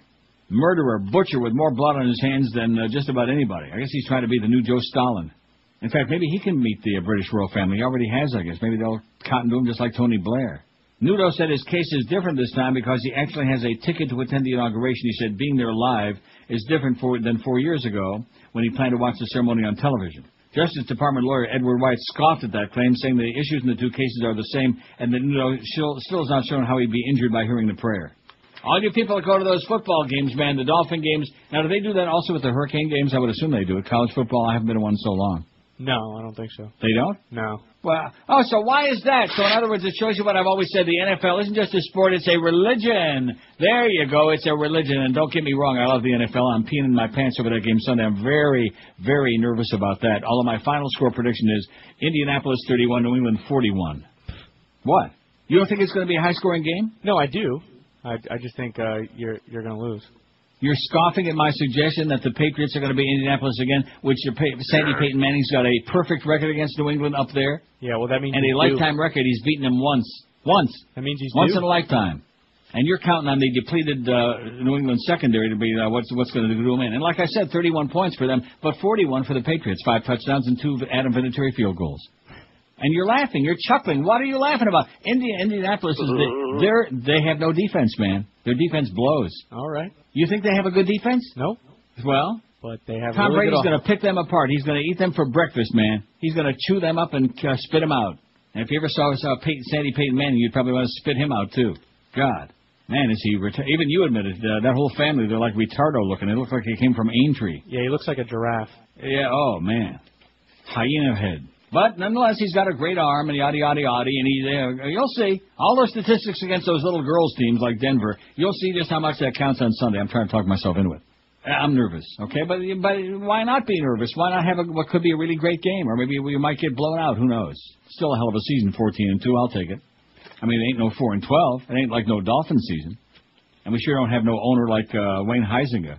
That's busy screwing over the Marlins again and like changing the name. You know, you're changing the name to Dolphin Stadium because you can't find another sponsor. That's why it's been Pro Player for all these years since Pro Player's been out of business. Well, you're not kidding anybody, Wayne. See, I can't. If I would have signed that deal with Joyce, I couldn't have said what I just said. I'd have to kiss Wayne's bald spot. And Jeffrey Luria and David Sampson and Alan Cohen and all the other jocks. See, I don't want to burst your bubble, okay? I'm going to tell you right now for the umpteenth time, and even Mo said this even before we started on the air. It's about the only accurate thing he said back in those days. Sports talk is boring. It is terminal. It's the personalities who make the difference. That's why there's only one Hank Goldberg, there's only one Jim Manditch, there's only one Joe Rose, and of course there's only one Mo. And that's what people listen to. Not because of the subject matter. If that were the case, all those other people who had been on the air on those other stations that have failed miserably, they would have had some numbers. They had numbers all right. Most of them began with a and ended with a 0.0. In fact, when they put them on the air, that's what I was saying. Another suicidal act by somebody. That's what people listen to, for the personality, not for, the left tackle, for the left, that last call the Hopper had this morning, I wanted to just scream. Plus the fact the guy sounded like he just gargled with razor blades, but beside that, the left tackle is so important because, who cares, okay, go out and get some right guard. Spray the phone next time you call, by the way, and spray your throat a little bit. Go get some Cepacol. When in doubt, flush that thing out. Get some liquid plumber and clean your pipes out before I call a talk show again. I think it was Pharrell. I think it was. He wants back in that slot. Like that. Who else talks like that? Jack Klugman. He's still alive. Yes, he is. Jack Klugman. He ain't saying much about it, though. Oh, look at that. Sharon cutting ties with Abbas until he reigns in the Palestinian military. Oh, that marriage lasted a long time. 2 days ago he called and said, good Yontif Pontev or something like that. Mazel Tov. And now all of a sudden he's cutting ties because of more of these crazy people. Like right away it was going to stop, right? Right. There's the evildoer, man. There's that fat, halava-sucking Ariel Sharon. You're listening to Neil Rogers exclusively on 560 QAM. Nothing. Boy, baby, let's roll again. Like really November. Yeah, let's roll again. Kick around the hill. Do you remember when she was at the protected? Ooh, let's roll again. Until the winner is clear. Ooh, y'all, let's count the boat again. True winners won't be known unless we vote again. Oh, let's vote again. Ain't this time on paper? Oh, let's vote again. With the computer key. Don't let push vandals manipulate the data. Oh, let's vote again. Against the neocon queen. Let's count the vote again. Don't let them flush your vote. Count the vote again. Let's vote again. Crazy for what they got coming. Okay, let's vote again. Until the winner is clear. Yeah, let's vote again. Oh, kick them out of here. Yes. 1:30 at 560 WQAM. WChaos, as Jim Sarney says. Sarney finally got something right. Here's a fax from Don, who's obviously whipped up into an emotional state. Don says, Mr. Rogers, I just got through eating lunch at Max's Grill in Weston, and who walks in? Geldy, his wife, and their 1-year-old kid. What kind of drugs is this guy giving his wife? She's gorgeous. She must weigh about 90 pounds and has a 34C chest. 34C. What's that under? HD-34C. Don't have it. Damn it. That's why I can't play, because I don't have it. You're going to have to, put that on a disc, along with those new drop-ins, those new rejoins. Yeah, that's it. Anyway, she's gorgeous. Says, is Geldy rich or come from money? What's the story? I heard he was well endowed. Yeah, that's what I've heard. No, I'm not talking about what you're thinking. Oh, what do you think? Yeah, I am. I'm going home to pleasure myself tonight. Forget your beaded curtain girl, says Don. Well, if she's really that hot, Geldy's wife, let's get a naked picture of her on there the week after next. Oh! All right, let's work on that. Anyway, this is the article by Eric Alterman. It's on our website, and it's a little bit on the longer side, but you know what? I'm going to read it anyway. It's 3 pages. Well, it's 3, it's okay. I have your permission. Pundit limbo, how low can they go? He writes, while often annoying, punditry is an honorable and necessary corollary to media in search of the holy grail of objectivity, but the business has fallen into a pathetic state in recent times, as is clear from 3 scandals, the reactions to which are no less indicative of how low we now go. The first and best known of these transgressions is that involving Robert Novak, who alone among professional journalists proved willing to play patsy for the Bush administration and endanger U.S. national security by deliberately revealing the identity of CIA agent Valerie Plame, wife of administration critic Joseph Wilson. Shameful as they were, Novak's actions were nevertheless predictable in a career defined by his eagerness to serve right-wing politicians and causes. While he occasionally exploited his political connections for personal financial gain in the form of high-priced, off-the-record briefings for wealthy executives featuring high-profile Republican officials, Novak mostly exploits his access for fame. Washington Post editors and CNN executives allow him his transgressions, and the Washington establishment continues to embrace him because he is so embedded in the city's corrupt journalistic political culture that he can no longer be separated from it. Even the spectacle of 2 journalists, Times Matthew Cooper and New York Times Judith Miller, facing prison in the Plame case when it's clearly Novak who's at fault, seems to have done nothing to shake his employer's confidence. Ironically, although CNN has parted company with Tucker Carlson, has announced it'll cancel Crossfire, with its new chief Jonathan Klein endorsing Jon Stewart's now famous indictment that the show's partisan hackery is hurting America, the far more offensive Novak remains in Klein's good graces. Carlson is a talented conservative journalist who, like almost every other television pundit, has allowed himself to become a sitcom-style caricature as fame and Washington-level riches beckoned. A moderate right-winger by contemporary standards, Carlson complained that he was often expected to take the administration's position, even when he disagreed with it, demonstrating the fundamental dishonesty of the entire setup. It is not an accident that the 2 sides on Crossfire were divided between political professionals on one side and hack journalists on the other. In the far-right dominated culture of cable TV, no liberal journalist has been invited to rise to the level of a Carlson or a Novak, an O'Reilly, Limbaugh, a Scarborough, etc. Even PBS is largely throwing in the towel and inviting liberals on the air, cutting back the post-Bill Moyers Now to a half an hour, and following it with a show for Carlson and another for the extremist, self-described wild men of the Wall Street Journal editorial pages. Carlson is about to get his own show on MSNBC, where, like Scarborough and CNBC's hapless Dennis Miller, rating 0.1, he'll chase the O'Reillys and the Hannitys of Fox for part of the right-wing audience pie. The mercy killing of Crossfire, while welcome on many levels, removes just about the only opportunity for cable viewers to hear the liberal perspective at all. On Fox and MSNBC, viewers are given only Alan Combs-type faux liberals. On the Sunday shows like Meet the Press, the split is most often between the fire-breathers like Novak or William Safire and center-right conservatives like David Broder. Liberals need not apply. If you are wondering where the line that cannot be crossed by conservative pundits doing the administration's bidding is,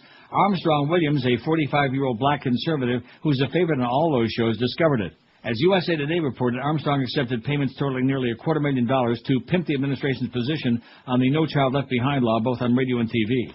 The arrangement, which came at taxpayer expense, throws into sharp relief just how closely entwined conservative pundits have become with this administration and with the conservative movement in particular. The conservative press is self-consciously conservative and self-consciously part of the team, Grover Norquist explains. The liberal press is conflicted. Sometimes it thinks it needs to be critical of both sides. Washing the $240,000 through a public relations firm in which he is a partner, Armstrong put his newspaper column and his TV and radio appearances at the service of the administration. The contract stipulated that a public relations firm hired by the Education Department would arrange for Mr. Williams to regularly comment on NCLB, No Child Left Behind, during the course of his broadcast, that Secretary Page and other department officials shall have the option of appearing from time to time as studio guests, and that Mr. Williams shall utilize his long-term working relationships with America's Black Forum, a black news program, to encourage the producers to periodically address the No Child Left Behind Act. Williams explained that while he knew he was in rough waters journalistically, he took the cash because the law is something I believe in. Memo to Mr. Rove, for a cool mill, I guess I'll believe you found Sodom's WMDs. Now, some of that I had read in another article before, but it's worth repeating. Williams has been fired by Tribune Media Services, which distributed his column, but I'd be surprised if he's kept off the cable news networks very long. MSNBC has invited a known plagiarist, Mike Barticle, to host a show there. Pat Robertson agreed with Jerry Falwell that America got what it deserved on 9/11, but CNN still uses him as an expert commentator on Middle East affairs. The Williams episode also raises the question of how many other conservative propagandists are on the taking end of the administration's payola. We know that local TV stations have shown the administration's fake news reports distributed by CNN featuring Karen Ryan to promote its lousy new Medicare law. The Office of National Drug Control Policy used the same tactic to help stations fool viewers with illegal covert propaganda programs, according to the GAO. The revolution of these tactics forced CNN to change its policies to disallow their use. Good for them, and good for them for canning Crossfire. But for goodness sakes, Mr. Klein, what about Bob Novak? Haven't I said that 80 zillion times? About 30, man. 30 zillion times. What is he doing on there? He belongs in jail. He belongs in federal prison. Traitor. Yeah, he's a traitor to the country. They jeopardized the life not only of Valerie Plame, but just about everybody else in the CIA. And there he is on Crossfire. Well, not anymore. Pretty soon. It's going off very shortly. Crossfire. I think he's the Antichrist. I think if you shaved his head just before you slit his neck, I think you'd find 666 up there. You know what? Up where? Up there. Up on top. 5670560, pound 560 on the Verizon and the Singular Wireless lines. We probably could add a couple more names to the list, or God only knows what kind of intellectual calls we'll get these last few minutes. Let's find out. WQAM, hello. QAM. Going once. With our 7-minute delay in the back. And long gone. 5670560, pound 560 on the Verizon and Singular Wireless lines. Can they make it till 2 today? WQAM, hello. Hello, Neil. Yes, sir. For the poll, I'd like to give Larry Glick a vote. Larry who? Larry Glick. Oh, Larry Glick. Okay, Larry Glick. Yeah, His lemonade guys, stand. the only guys that ever get me that keep listening to talk radio, so I got Larry Glick was great. He was a lot of fun. Okay, thanks a lot, Pally. Great, thanks. I hope he's still not being the server at one of those delis somewhere in South Florida. I think he is. I think he was at Legal Seafood, I do believe. He was the server. Not the, what do they call it? The greeter. The greeter, the host. The greeter, the host. The host, as Phil Henry would say. Are you sure? The host. WQAM, hello. Approximately 30, man. WQAM, hello. Hello. Yes, sir. This is Neil? Sounds like me. What's going on, Neil? I got one for your poll. Okay, Pally, let's have it. Hugh Hefner. Who is it? Hugh Hefner. Hugh Hefner. Wasn't he on there? He's not on there. Okay. He's been on a lot of polls this week. Wasn't he on the poll yesterday? Mm-hmm. What was that poll? What was the question? What's the question? Ugly rich guys. Ugly rich guys, Hugh Hefner, who got an awful lot of action, and they'd like to be, although quite frankly, they'll pass on Hugh if they can just take a close peek at Carmella. You're listening to Neil Rogers. Even a distant peek. Exclusively on 560 QAM. Toronto Maple Leafs, and you're listening to the Hockey Authority, Neil God. We are the new Christianity. George Bush is our Christ and King. We are a land of ignorant mugwumps. Praise to thee, our Prince of Dumbness. New sacrifice we must ingest. The body and blood of Falwell's flesh. Bush is Lord and giver of life, Hosanna in the highest. Bush is Lord and giver of life, Hosanna in the highest, Hosanna in the highest, Hosanna in the highest. Blessed is the Bush of dumbness. Worship Bush or die. Worship Bush or die. Worship Bush or die. Guess who's on Leafs TV right now? Leafs lunch. He gave the guy when he was taking him on their dinner. At least finance. Joe Bowen. Isn't that quite a coincidence? I think that must be my psychic powers again, huh? They're sitting around talking about hockey because nobody's playing any. You don't care? Yeah, no. Joe Bowen, Rick Vive. Right. Bill Waters. Oh, Bill Waters. No. Because steroids in sports. See, they're talking about steroids in sports, which I never got to that story yesterday, which is okay. Everybody else heard about it. Big deal. It's a joke. Who? Players, owners agree on tougher steroid policy in baseball. Whoopie-doo. Yeah. Baseball players and owners have reached an agreement on a tougher steroid testing program, including a penalty for first-time offenders. A first positive test would result in a suspension for up to 10 days, and the penalties would increase to 1 year suspension for a fourth positive test. Under the previous agreement, a first positive test resulted only in and it goes on. Yada. Big deal. Slap on the wrist. That's all it is. Just a joke, okay? People don't give a crap. That's what it boils down to. I'll tell you what people do give a crap, and that is they'd like to know when their favorite radio people are going to be on the air. We can't tell you, because during the entire program, Clarence never bothered. Now, what did Duff slip you? He gave you the address. Right. For Mad Dog, but we didn't get a schedule from Clarence, though, okay? So at least Muff is making an effort, but Clarence, our program director in name only, is just slacking off, okay? He's just too busy rolling around under his desk there with the beast. They're doing a little wrestling with their conscience, or with their whatever they're wrestling with. Watch out for herpes. Yeah, that's right. Going around with all you wrestlers, okay, that chirpies, man, ain't no fun, trust me. 5670560. Although I think I just got some. George is going to take over now. Yeah. Was that what they sound like? Yeah, it was into... No, well, actually, when you have oral herpes, man, you're telling you... Like that. Yeah, it's not good. WQAM, hello. Hey, Neil, how you doing? Yes, sir. Pretty good, Pally? Listen, a couple questions. If hockey ever does rear its head again as an NHL, do you think that the organization itself is like a big change, and do you really think we'll see the Florida Panthers still here?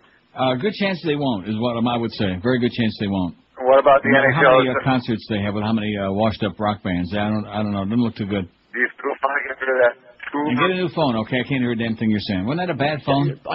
By the way, no NHL season as far as I can see. It's already January 14th. They're not talking. They're not, and there's a Rick Vive and, living his glory days, and they're sitting around. They got a lot of time to fill up on Leafs TV, you know what? How'd you like to have a channel, 24/7 channel about a sport that's not being played at the moment? Not too impressive. Easy to program. It is? Sure. With what? The test pattern? Right. Promos. A lot easier to program than WQM, okay? WChaos.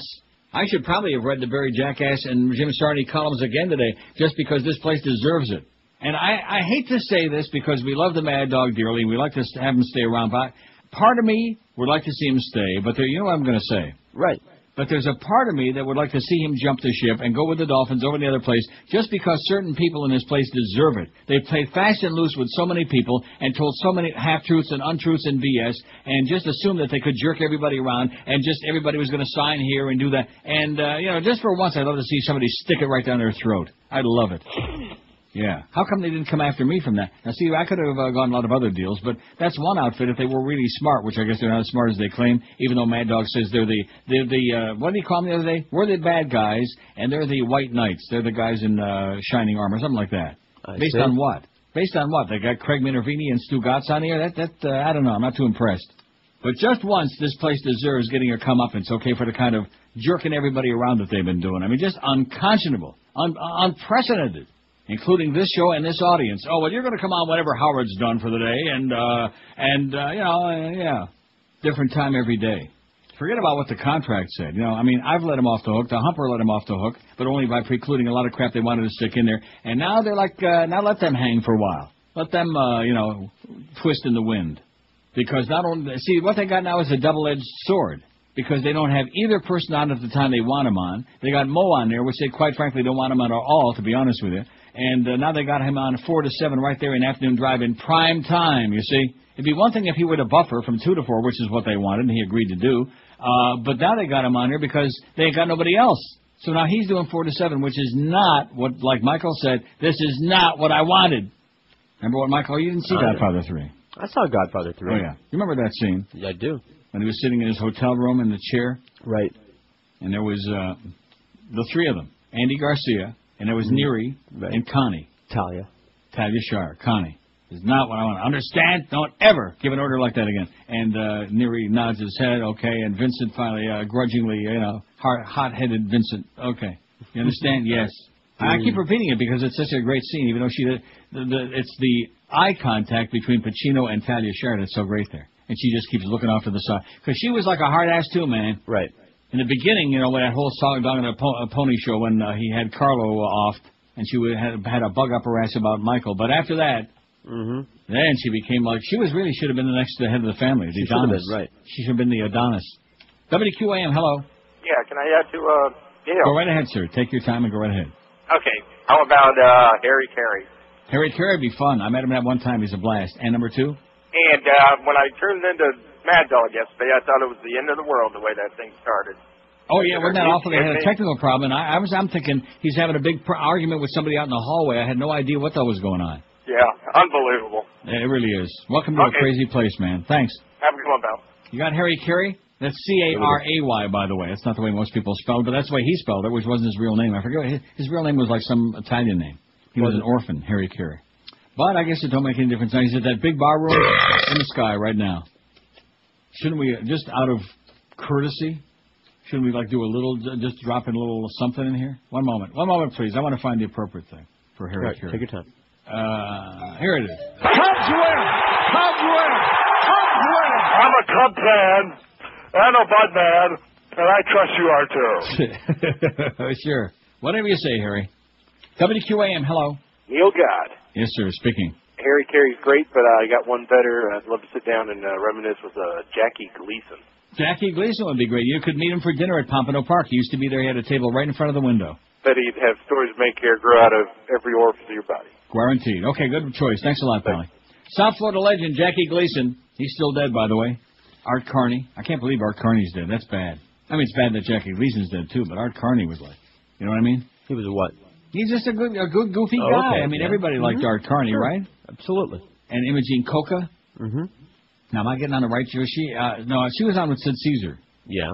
Well, it's hard to keep them all, straight, so to speak. It's hard to figure it out. I mean, Steve Allen I know because it's like I said yesterday, Tom Poston, Don Knotts, Dayton Allen, Louis Nye, all of these things. People. WQAM, hello. Neil, good afternoon. Yes, sir. Good afternoon to you, sir. Well, you know something? I'm a big QAM fan, listened to you for years, followed you from IOD, but I've never seen a station more screwed up. It can't make a decision and just get it right already. Absolutely correct, sir. I'm pissed off. I love all these shows, but, Howard David, have a nice day. Man, they got to take care of them. Yeah. It's ridiculous. Yeah. Neil, have a great weekend. Thank you. You too. Yeah, I just don't understand. But like I said, I'm not going to get myself all bent out of shape anymore because yesterday I thought I was going to have a nervous breakdown over it. And even though I finally got my deal done, now they're screwing this whole thing up. It's just give the guy what he wants. Quit screwing with him, okay? He doesn't need to be doing interviews. He's right. The interviews are boring. That's not his style. He's just fine. He doesn't need any help, okay? Believe me, not any of the management people on this radio station have ever given one iota of assistance to any of us on the air and doing our show, okay? Wind us up, turn us loose, let us go, okay? We know where the parameters are. We got a 75-minute delay now, so you don't have to worry too much about that. And just let us do our thing. That's it. Simple, right? Not here.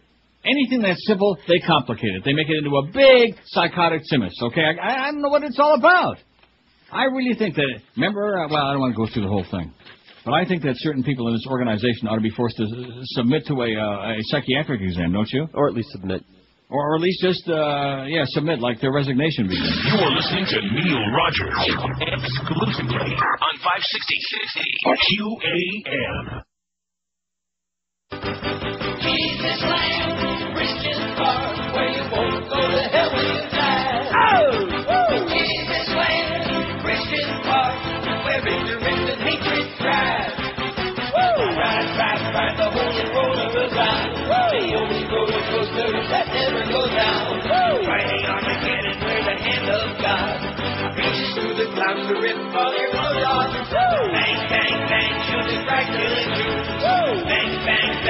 and doctors too. Chicken bake, tubed up for fun to eat.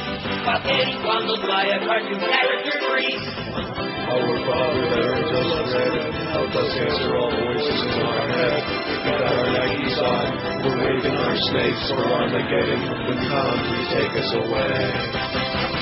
March, march in a bush Nazi parade. Cool up with a goofy, great Guyana Kool-Aid. Ignorant dicks who want to get their kicks.